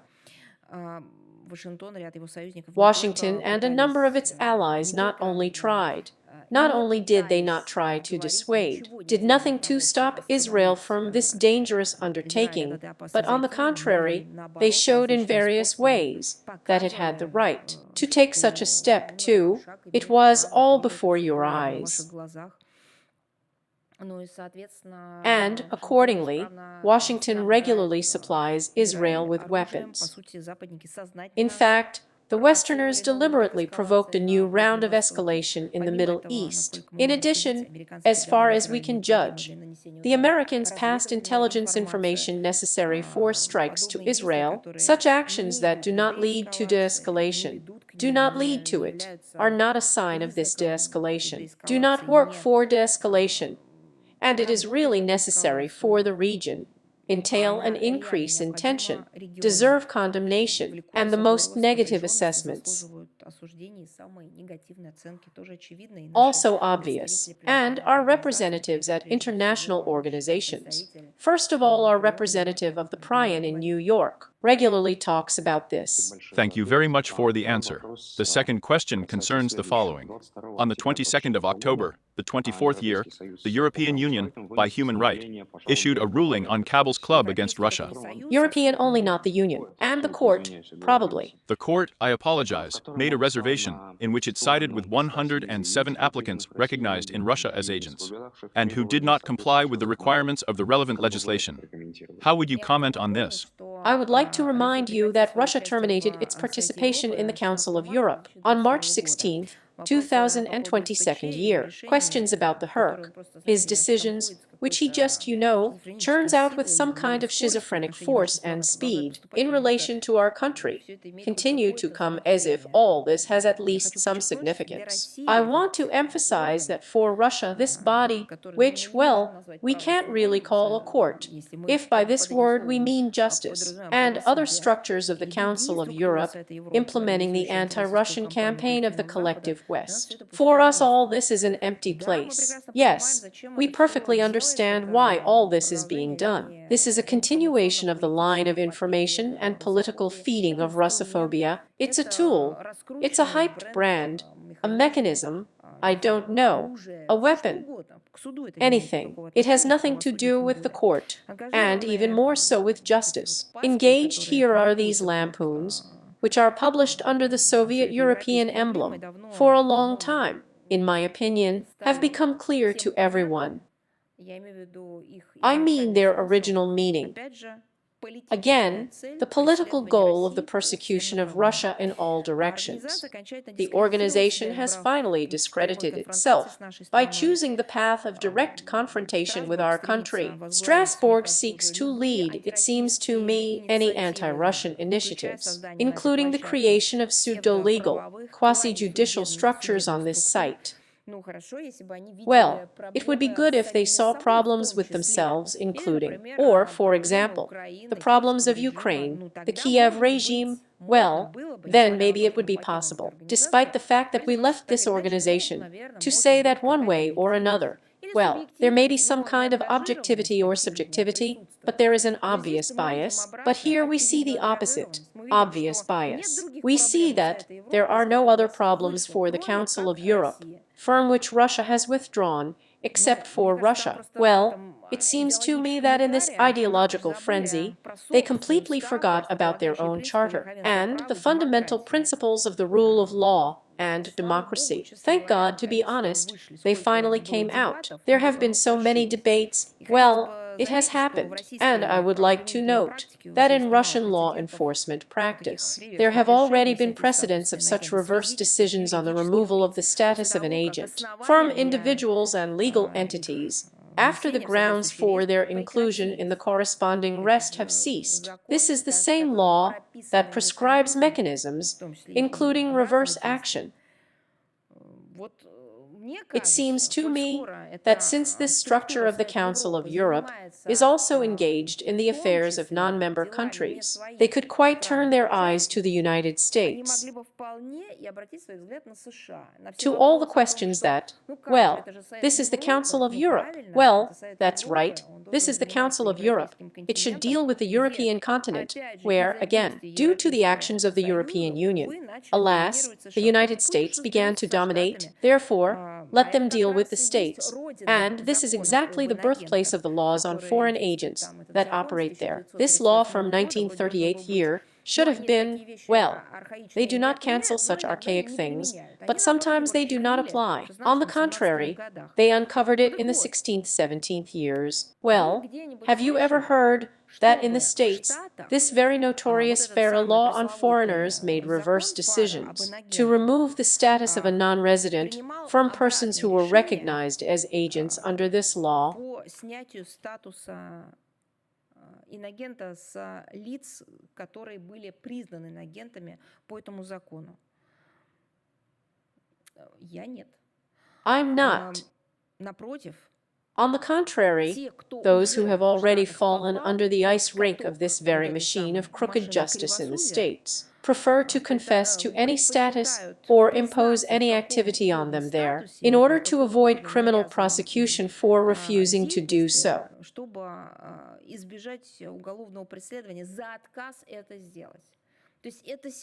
That is, this system does not fail in terms of the fact that a person who gets at least a millimeter into its flywheel will be dragged there in any way. That is, she will not have the opportunity to avoid grinding herself in this American infernal machine. I'm not going to give examples. I think everyone understands that anyway. Well, for example, maybe the Herc will be engaged then, if they are not engaged in the States, some countries that are members of this structure and are located on the European continent. There are quite a few of them. Let's remind you that laws on foreign agents have been adopted in many countries of the world, including Britain, Australia, France, Israel, Canada, and the idea of adopting an appropriate legislative act is being actively discussed in the European Union itself. These very strict, much stricter norms of laws in the West than the Russian law on foreigners allow Westerners to control society, identify the conductors of objectionable information, carriers of, as they say, harmful ideas, and block their activities. Have you heard anything about criticism from the Council of Europe against the developers of these laws, the structures that are engaged in the enforcement of these laws, control over the enforcement of laws? Have you heard anything? I'm not, but at the same time, critical statements against Russia, China, and Georgia are abundantly stamped. Well, it seems to me that Georgia literally began not to be blackmailed. You know, blackmail involves, well, I do not know, well, in my opinion, at least some option, some variation. But there is no option here. There is simply no option here. Here, the ultimatum destruction of any variability for the people of Georgia to act differently than, in particular, according to the law on foreigners, Westerners are forcing them to act from abroad.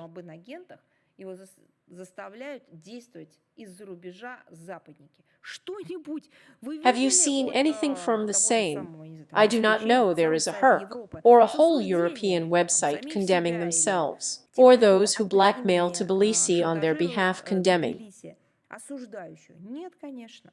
No, of course not. We have made an unambiguous choice for ourselves in favor of a complete rejection of interaction with the Council of Europe, which is completely mired in Russophobia, discredited itself to the nines because of double standards and the absence of any legal norms at all. Therefore, I think there will be quite a few attempts by the Council of Europe to interfere in our internal affairs. The purely destructive agenda of this structure, I think, will work not only and not so much against us, but will already cause injuries to itself, including fatal ones.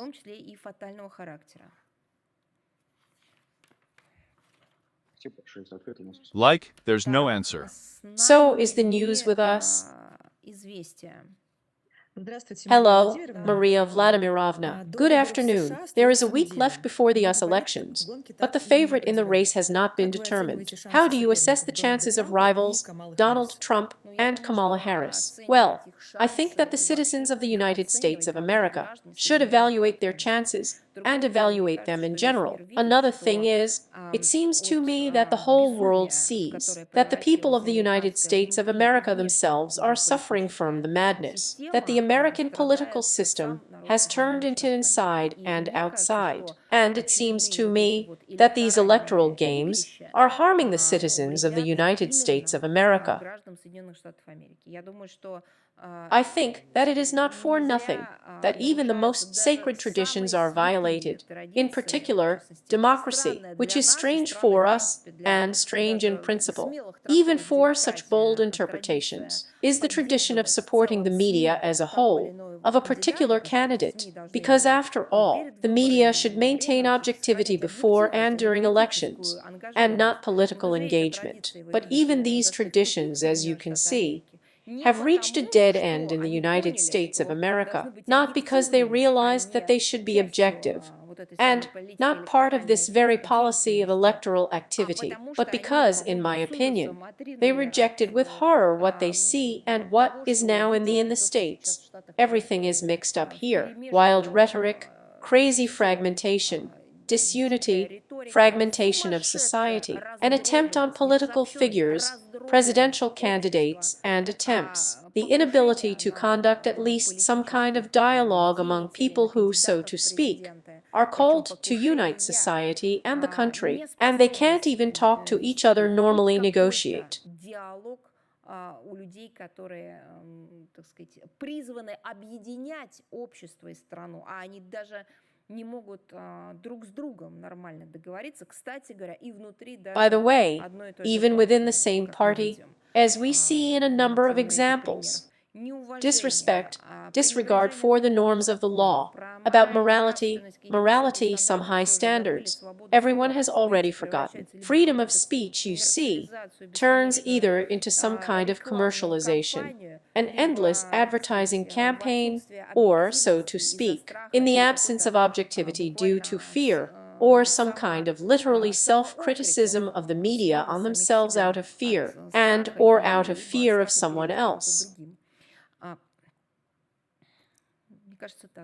I think so.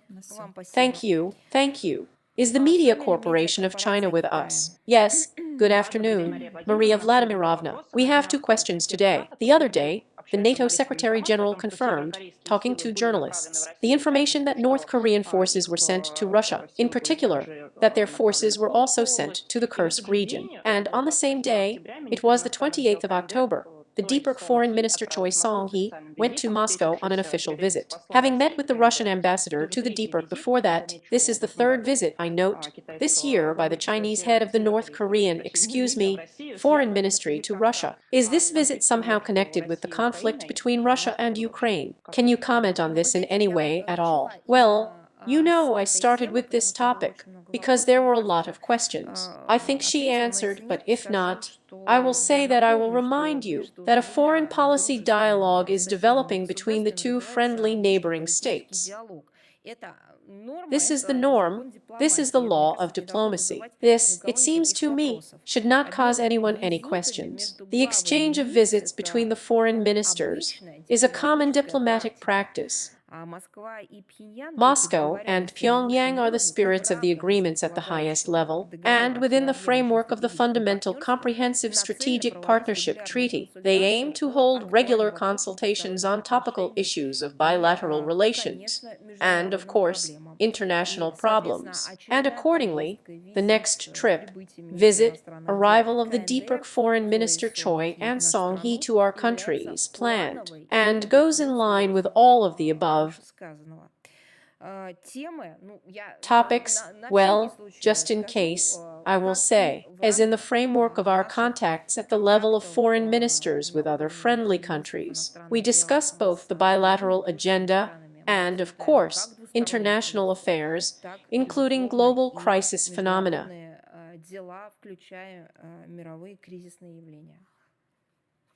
Thank you. And the second question. Recently, there was such news in the media that scientists from Russia found some unusual crystals in the lunar soil transmitted by China and in the field of scientific research. This finding is considered a serious discovery. The question is, how do you assess the prospects for Chinese-Russian cooperation in the field of space exploration, including long-range space exploration? You know, I am also interested in this topic. Really somehow very interesting and exciting. You know, I want to say that as I was interested in the current developments, it turned out that I really did not know this. Maybe this will be something new for you too. The fact is that we have been developing this cooperation in this area for decades. Now I'll tell you everything in more detail. Well, first of all, I will start with the fact that our countries, both Russia and China, from fundamentally similar positions, advocate exclusively peaceful exploration of outer space on an equal and purely combinational basis. The highest level of comprehensive partnership and strategic cooperation between our countries contributes to the dynamic promotion of joint space research. And of course, in this context, we attach special attention and importance to the implementation of the intergovernmental agreement signed in 2000 on the establishment of an international scientific lunar station. In February of the 22nd year, during the visit of the President of the Russian Federation to China, Chinese friends really gave our country 1.5 grams of lunar soil. It was received in the 20th year of the Chan E5 mission. And in March of the 23rd year, during the visit of the President of the People's Republic of China to Moscow, Russia transferred to China the same amount of lunar soil extracted in the 1970th year of the Soviet automatic interplanetary station Luna 16. In other words, you can imagine, this is such a unique interaction that has been developing in recent history, right now, all these years between our countries. But at the same time, it also covers our achievements, which Russia exploring space in the 20th and 21st centuries is ready to use in our bilateral contacts.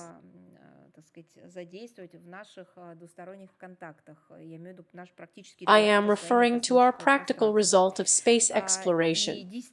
Indeed, the exchange of lunar soil is of great scientific interest for scientists of the two countries and, in my opinion, is also a symbol of mutual trust and such a real cooperation of a very high level. Today, Russia-China is a model of friendly cooperation in the field of space research for the benefit of all mankind, and I want to say it again, and in the political sphere, declaring the peaceful exploration of outer space, coming out with initiatives on the non-deployment of weapons in space. We demonstrate a unified approach, and here is the attitude of such, well, we can say the highest spirit of cooperation, alliance, interaction, partnership. These are all the best epithets that can be applied.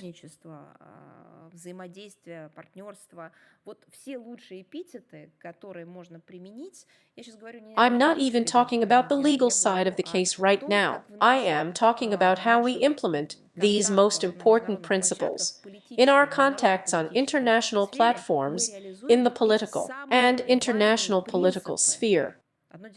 One thing is the legal characteristics, and the second thing is the principles we implement. But apart from everything else, in our practical work related to outer space, our countries are based on the same principles, having a legal basis for relations, but most importantly, this spirit that permeates our practical interaction. It meets the highest principles that I have mentioned: interaction, partnership, cooperation, and so on and on. Friendship is absolutely. It's very important. You know, we really demonstrate the highest principles on which bilateral relations can be built, both in theoretical, political, and applied spheres. In this case, the exploration of outer space. Thank you very much. Thank you. Is Anadolu with us? Yes, Maria Vladimirovna, good afternoon. Good afternoon. Our question again concerns the elections in the United States. There will be elections in a week, and one of the candidates, Donald Trump, has repeatedly expressed his intention to resolve the Ukrainian crisis during the election campaign. Of course, it is not clear in what way it will be.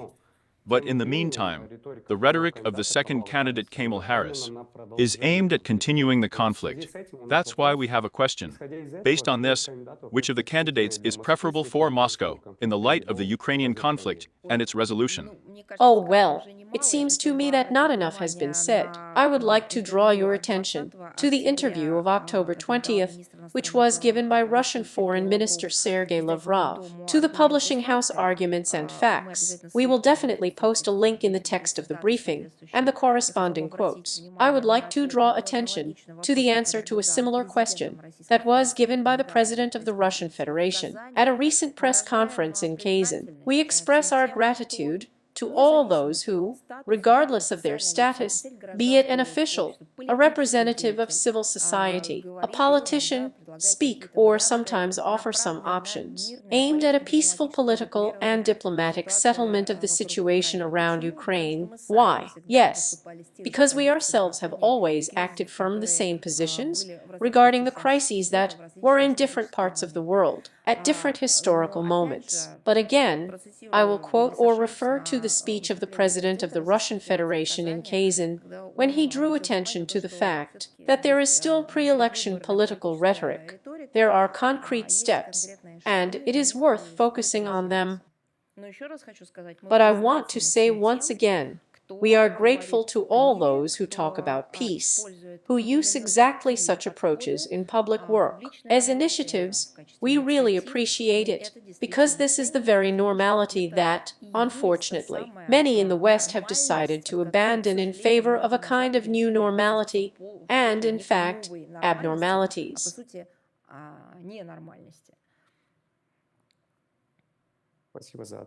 Thanks for the answer. Thank you. Is this a brain post with us? Yes, hello. We have 3 questions today. The first one, Sergei Lavrov recalled, speaking about Ukraine in the context of the Kazan Summit declaration, that the first article of the UN Charter contains a requirement to respect human rights regardless of gender, race, language, and religion. The Morozov family fled Latvia, in particular, so that their children could receive education in Russian. In your opinion, what tools do Russia have at its disposal to counteract discrimination on the basis of language in the EU countries? Let me tell you about the political instruments that we have, which are based, of course, on law, international law, and then I will also tell you about additional practical opportunities. We regularly draw the attention of the international community, including on international platforms, to the violation of the rights of the Russian-speaking population in the Baltic countries, and not only, of course, as you correctly said, quoted Russian Foreign Minister Sergei Lavrov in the context of the situation in Ukraine. It is important for us to do everything to respect the rights of the Russian-speaking population.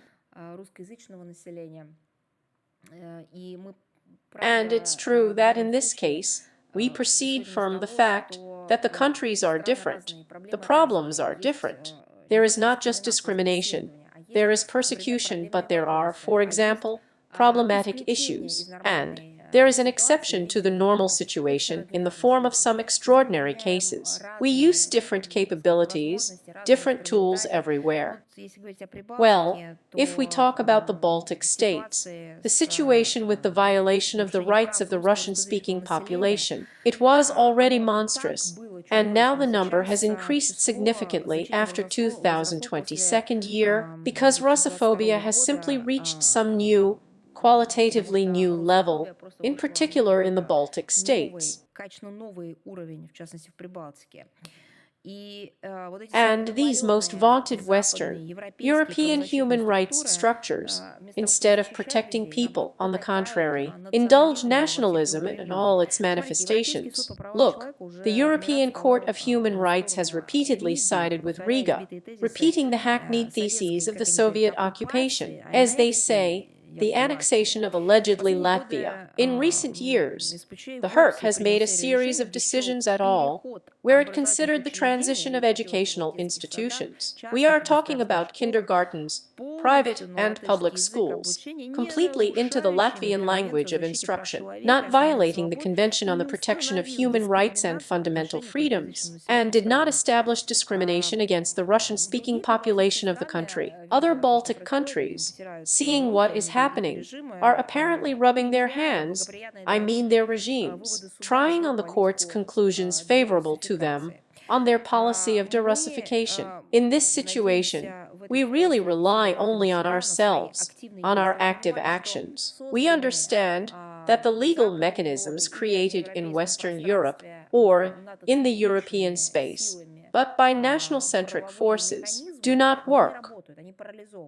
They are paralyzed or destroyed, or they are just a tool to hit those who, in general, just need help. We regularly publish a detailed analysis of the manifestations of Russophobia in the thematic reports of the Ministry of Foreign Affairs, violations of the rights of Russian citizens, compatriots of foreign countries. These issues are reflected in the relevant country sections of the annual reports of the Ministry of Foreign Affairs on the situation with the glorification of Nazism, the spread of neo-Nazism, and other practices that contribute to the escalation of modern forms of racism, racial discrimination, xenophobia, and related intolerance. I mean, the next report was published in September of this year. We talked about it. We will definitely duplicate the link in the text of today's briefing. The topic of infringement of the rights of Russian citizens and compatriots by foreign states is included in the first joint report of the foreign ministries of Russia and Belarus.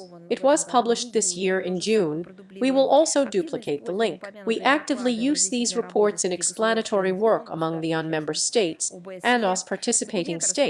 The documents are distributed by our Rosagran institutions, sent to relevant international structures, international organizations. Of course, special events are held for the media. Moreover, we are taking offensive actions to bring to justice states that violate their international obligations in the field of the elimination of all forms of racial discrimination, with the further prospect of taking out or making these demands for consideration by the International Court of Justice of the United Nations. We have already declared pretrial claims of Latvia through diplomatic channels in connection with the non-compliance by the authorities of this country with the International Convention on the Elimination of All Forms of Racial Discrimination of 1965th year. We are talking about outright discrimination of Russians, the glorification of Nazism, which are systemic in nature and are part of the purposeful state policy of its authorities, and this is expressed in the infringed status of non-citizens, the ban on education in Russian, its displacement from all spheres of public life, the persecution of fighters against Nazism. They are the veterans of the Great Patriotic War, an attempt to erase the historical memory of the struggle against Nazism by demolishing the monument to the liberator of Latvia from the Nazi invaders, the annual marches of Latvian SS veterans, the glorification of Nazi criminals, their glorification heroization, in order to bring Latvia to international responsibility for these violations. The Russian Federation has used the official dispute resolution procedure under Article 22 of the Convention, and the Latvian side refuses to heed our calls to comply with the Convention and negotiate a settlement of the dispute. Meanwhile, the violations continue and even get worse. As you probably also see, if the pre-trial stage of the procedure ends without results, Latvia will have to answer to the International Court of Justice, where Ukraine is already in the dock for the genocide of the people of Donbass. As for what tools our compatriots can use to move, this is the practical side of the question. Our country, they are known. There is a state program to assist the voluntary resettlement to the Russian Federation of compatriots who live abroad and citizens who are in unfriendly countries. The list has been approved and published. Those who share our traditional spiritual and moral values, but at the same time are discriminated against, including for supporting not just our country, but historical facts or love for Russian culture. They can take advantage of the provisions of the decree of the President of the Russian Federation of August 19, 24, Decree number 700, and to on providing humanitarian support to persons who share traditional Russian spiritual and moral values.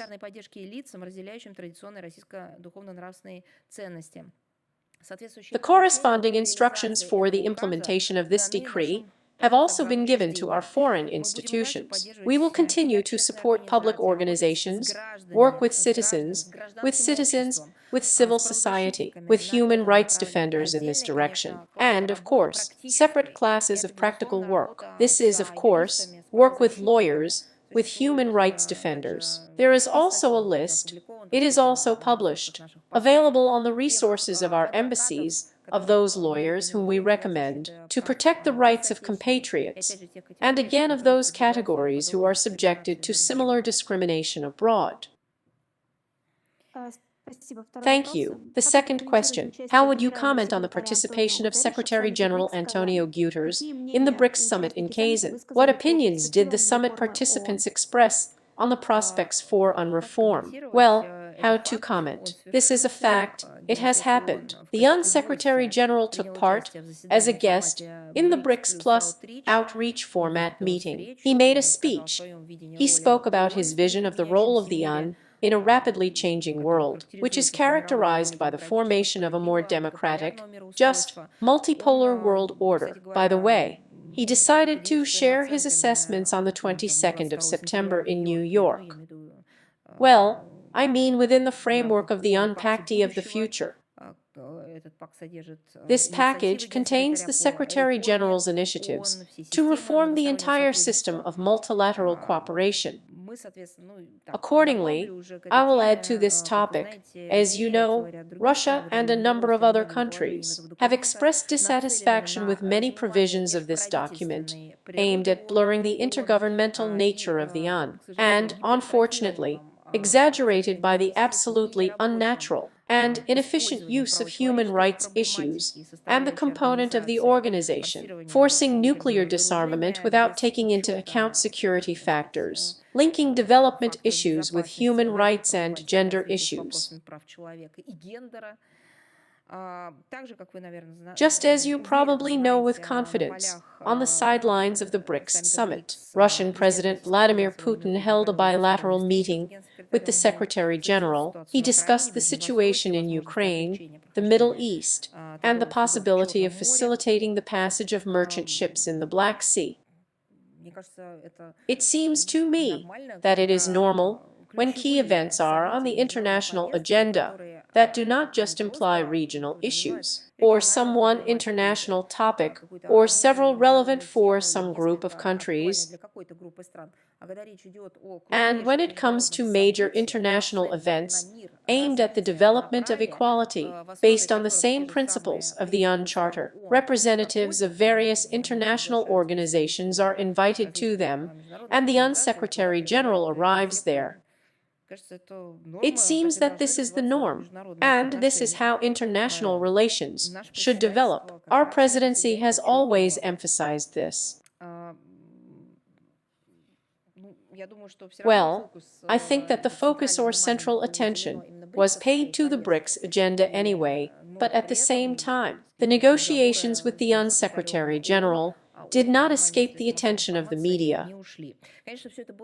Of course, all this was overshadowed by some monstrous scandal, which again tried to inflate on Bankova, saying or even issuing some ultimatums to the UN Secretary General, where he should go, where he should not. But these are, you know, marginal terrorists, who are headed there by some drug addict Zelensky. They will continue to declare such things there. No one pays attention to them anymore.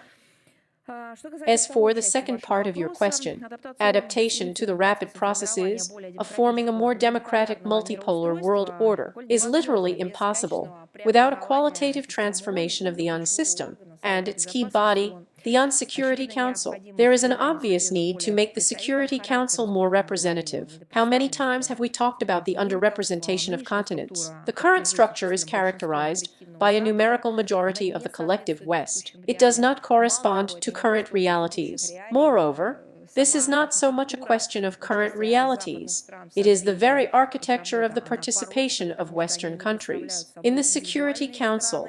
Their work is flawed because they do not represent individual countries. They are countries united by the obligations of the North Atlantic Bloc. They don't have the opportunity to come out with different positions. NATO is some kind of mutual responsibility. So this also needs to be taken into account. BRIC, by the way, is not the platform that is intended or that is specially created to discuss reform. Therefore, the issues of interaction between the member countries of the association in the economic and humanitarian spheres formed the basis of the agenda of discussion at the summit. But this topic was naturally touched upon because one of the goals of the BRICS is, so to speak, to promote peace on the basis of international law and the principles of the Uncharter to a more just world order. And of course, in this new, fairer world order and the new architecture of the Security Council, it should also be fairer.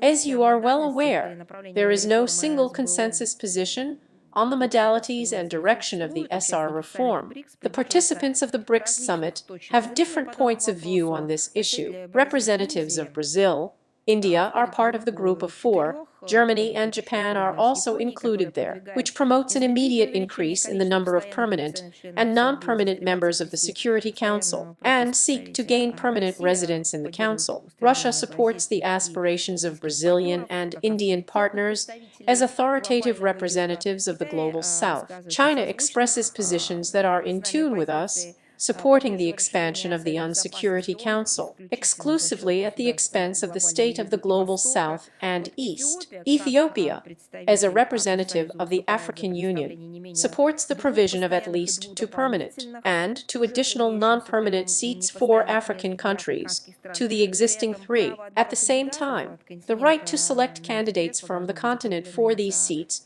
should be assigned to the African Union. I say this again. The positions of Ethiopia. This country supports the abolition of the veto, but until that happens, the new permanent members should use it in full, on a par with the current 5. This is their approach. The majority of the BRICS summit participants are in solidarity with Russia that in such a sensitive and very complex multifaceted issue as the transformation of the UN system, it is necessary to act as carefully as possible. Carefully, and take into account the opinion of all participants in intergovernmental negotiations on the reform of the UN Security Council. And in this regard, the only promising solution is to continue efforts to bring the approaches of the member states closer, without skillful time schedules, and the final reform formula should enjoy the widest possible support. Ideally, of course, there should be a consensus. The transfer of negotiations to such a textual basis is possible only after agreeing on the basic parameters of the reform. Well, I will quote again, including Russian experts, specialists, statesmen, the leadership of our country, who very often use the very quote that, in general, works among doctors, do no harm to the topic of Security Council reform. Среди врачей не навреди именно к теме реформы Совета Безопасности ООН. The organization should not suffer from the reform. On the contrary, it should become more effective and not worsen the problems that exist. That's exactly what the work should be aimed at, not worse, but better. There are different experiences. As you can see, so to speak, there are successful examples. There are unsuccessful examples. This is the story that should take into account previous experience.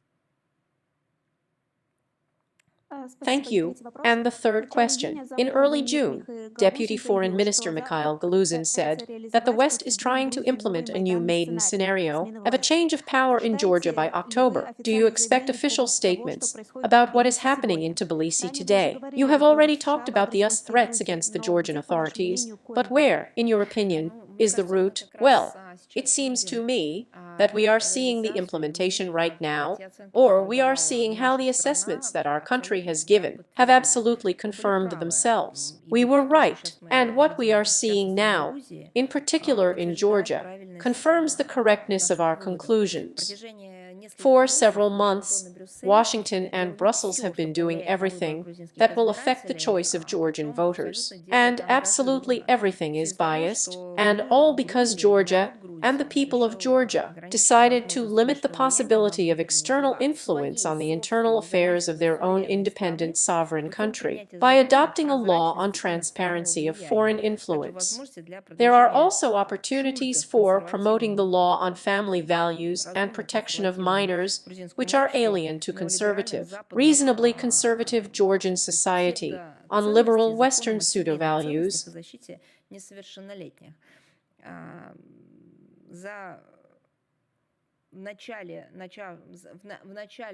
At the beginning, such a wild hysteria of the West, then it was simply followed by direct punishment, including personal sanctions, freezing of funding, suspension of the integration process into the European Union. In other words, the West began to rage in full, as if, holy water was sprinkled on it, despite the enormous pressure. The Georgian people have made their choice. The voters spoke out on October 26 in favor of stability, the development of traditional values for Georgia, realizing that the alternatives to this would be destabilization, the growth of the original tension. Georgia's closest neighbors in the region, as well as a number of Western countries, have already congratulated the ruling Georgian Dream on a convincing victory, that such biased structures as the ODIHR and the OSS have confirmed that the elections in Georgia were well organized and conducted in a competitive environment in conditions of high voter turnout. But, as they say, the Western Baba Yaga against the United States and the Baltic countries act in opposition, even to their own structures, which are always their flagship. They are not satisfied with such an outcome at all. They are putting forward and continue to put forward new ultimatums to both the Georgian leadership and the Georgian political environment. They threaten further persecution, sanctions, and measures if Tbilisi maintains its current sovereign course. They are trying to question the legitimacy of the elections and provoke another color revolution in Georgia. What is not being done? Now about us. Given that a lot is also being said about us in this context, I just remind you that Russia is one of Georgia's closest neighbors, but it is far from indifferent to what happens at our borders. At the same time, we do not interfere in all internal affairs of other countries, and, unlike Westerners, we respect the sovereign will of the people of Georgia. And we look forward to the stable development of this Transcaucasian Republic and the further normalization of bilateral relations. Thank you. So, is Reiter with us? Maria Vladimirovna. Maria Vladimirovna. Good afternoon. Hello. We are with you, and we have a question about North Korea again, but in a slightly different context. Last week, the State Duma of the Russian Federation ratified the Comprehensive Partnership and Strategic Cooperation Agreement with the DPRK. Here's whether this can mean, as well as endless reports about the presence of the North Korean military on Russian territory, which, in principle, Russia does not reject, but also does not confirm. Here is whether all this can mean that Russia has revised its position on relations with the sanctions that were imposed against North Korea, with the UN Security Council. And if this is true, then what will happen to the Russian position and sanctions? We are. I do not know if you consider the statement of the fact of what has happened as a change of position, but this will probably be your assessment. The situation is developing, and we state the course of its development and some intermediate results. We draw conclusions accordingly and share our assessments. Therefore, such a complex design. But it seems to me that we are talking about the Russian Federation's statement of the fact that the measures mentioned in particular by you simply failed. They don't work.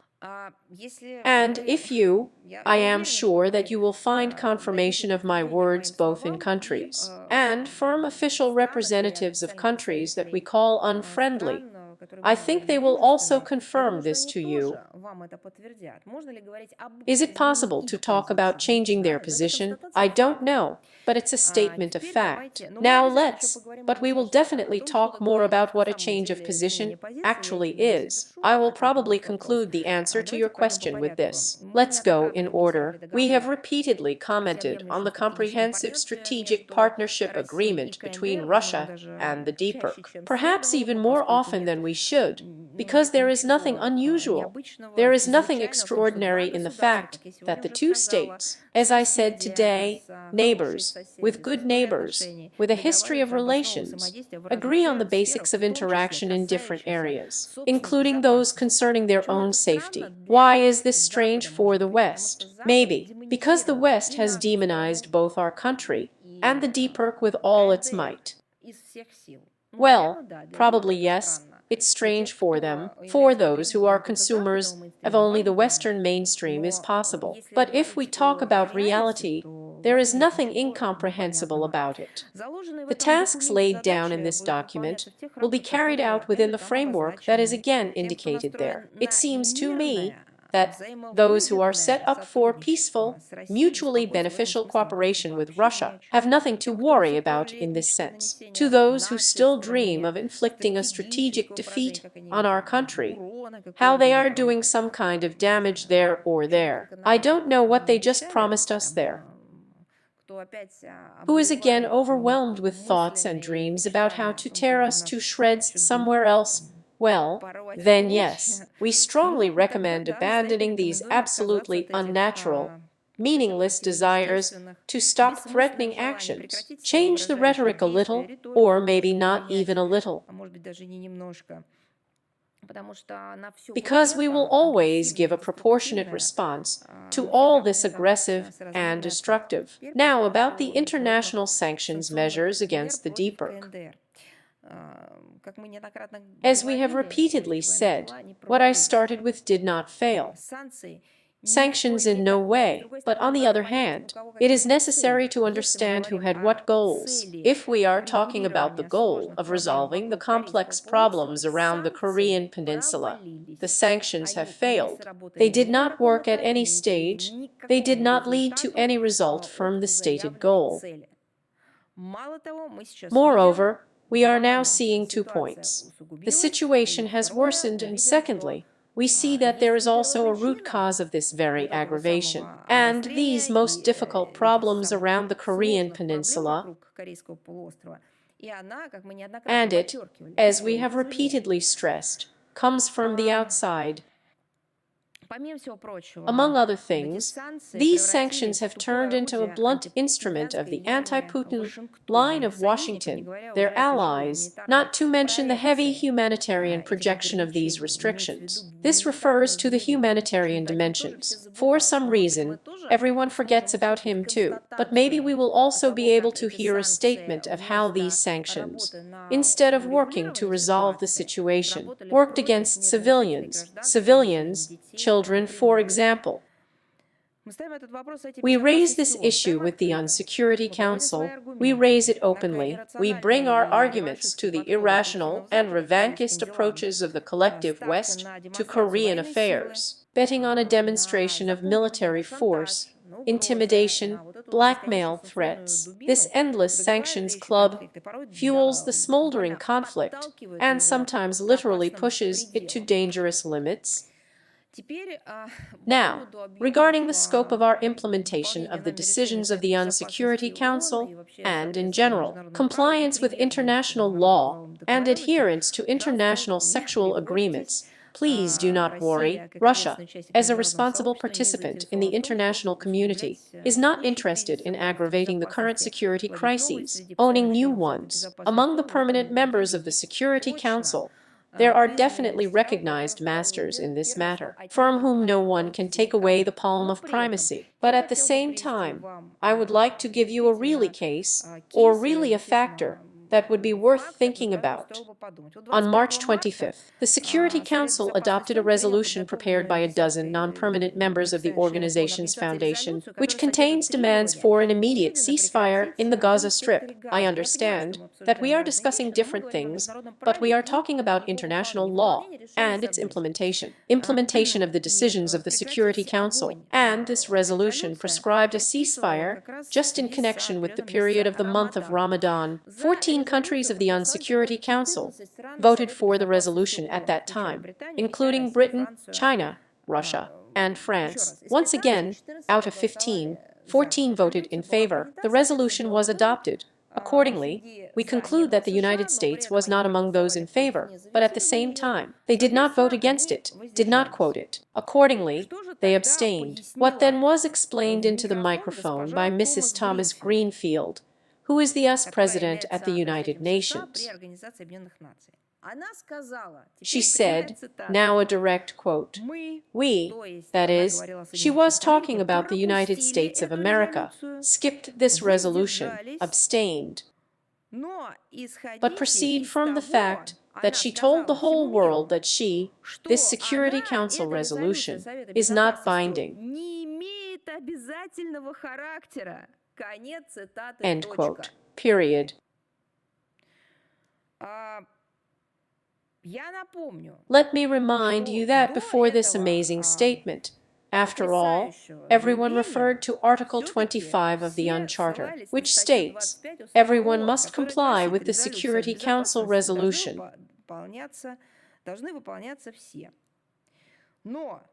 But the United States of America, they did not disavow the statement of their representative. And these statements were not made at a private party, so to speak, not published in memoirs, which are now being released in the West. Even before the end of their tenure, they were stated in an official capacity on behalf of the United States of America. Moreover, in this position, so to speak, in the States, as in many other countries, people are sent by order, decree, decision of the President of the United States. No one has dosed it. Is that a figure of speech? From the point of view of the United States of America, no, this is their approach. One more time, according to the US, the Security Council resolution does not have a binding character. Therefore, the next time someone has a desire to speculate about who and how fulfills or does not fulfill the decision of the Security Council, remember the official position of the United States of America. However, this is the position at the time of 2024 year. Perhaps it will change again. Besides the fact that the Security Council resolution is not binding, maybe they will add something else like. And in general, no one has the right to ask us such questions. I don't know. We'll keep an eye on it. Thank you. Let's move on. Lialma is alone with us. Good afternoon. Yes, good afternoon. For 80 years, the UN resolution on resolving the Middle East issue has not been implemented in any way. What tools does BRICS have to solve the problems of the Middle East? Well, you know, I have already said little about BRICS today. It was said before. Therefore, I will just remind you briefly that the situation in the Middle East has become one of the key topics of the BRICS summit. The discussions that have taken place have confirmed the closeness of the approaches of the member countries of this format, their concern about the aggravation of the situation in the region, and the special role of BRICS in finding collective solutions to the challenges and, so to speak, problems facing the region.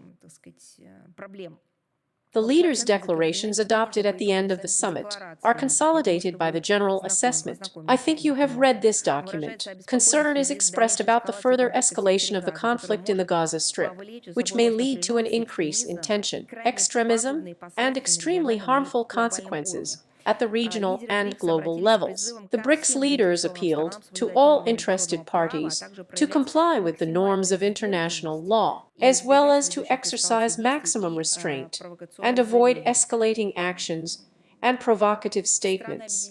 The countries of the association promote the principles of peaceful settlement of disputes through diplomacy, mediation, comprehensive dialogue, consultations based on coordination and cooperation, and, among other things, the countries of the association help in the form of mediation efforts somewhere, well, for example, like our country, presenting humanitarian assistance to people who need everything. The Gaza Strip and its inhabitants need everything. You know very well that we regularly inform you about the specific amount of humanitarian aid and its content. Therefore, in different ways, politically, in international legal terms, and in an individual capacity. Thank you. Thank you. Greater Asia is with us. Hello, Maria Vladimirovna. Yes. Good afternoon, colleagues. Ina Fernandez, TV channel Greater Asia. Maria Vladimirovna, you have already given a very detailed answer to our question. It concerned increasing Russian gas supplies to Uzbekistan via the Central Asia Center main gas pipeline. We have no other questions. Thank you. Thank you very much. So, is the Author AI publication with us?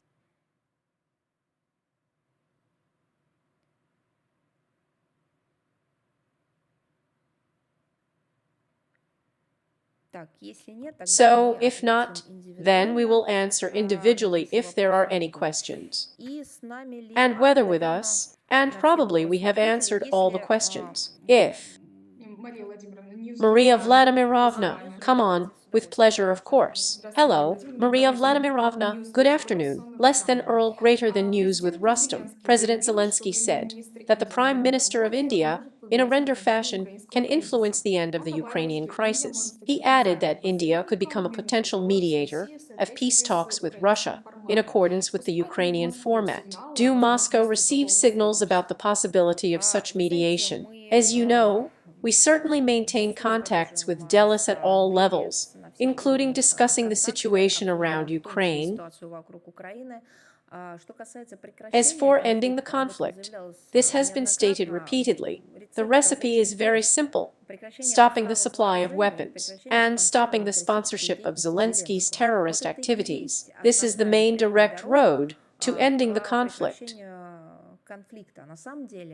But in fact, we are no longer talking about a conflict here, we are already talking about manifestations of international terrorism, the breeding ground of which is Russia, and which are now spreading all over the world on different continents. This is also the international terrorist activity of the Kiev regime. This is the spread of uncontrolled weapons supplied from the West to Ukraine, which pops up in all regions of the world. This is an absolutely monstrous, so to speak, worldwide corruption turnover of funds that allegedly go to the goals declared by the West, but in fact are simply the circulatory systems of international crimes in all spheres. And this is a violation of rights, humanitarian law of all kinds, which are sponsored again with the West. This has to stop everything. This is the way to, so to speak, or the way out of the impasse, where the West has failed Ukraine, and, unfortunately, the whole world has tried to bring it there. But, as I have already said, we are grateful to everyone who sees or offers their mediation plans and initiatives. Therefore, we are getting acquainted with all the ideas with interest. But I want to say again that we have a dialogue with India at all levels. If there is any other information, I will definitely share it. Thank you very much. Then, we say goodbye until next time. I wish you all the best, prosperity,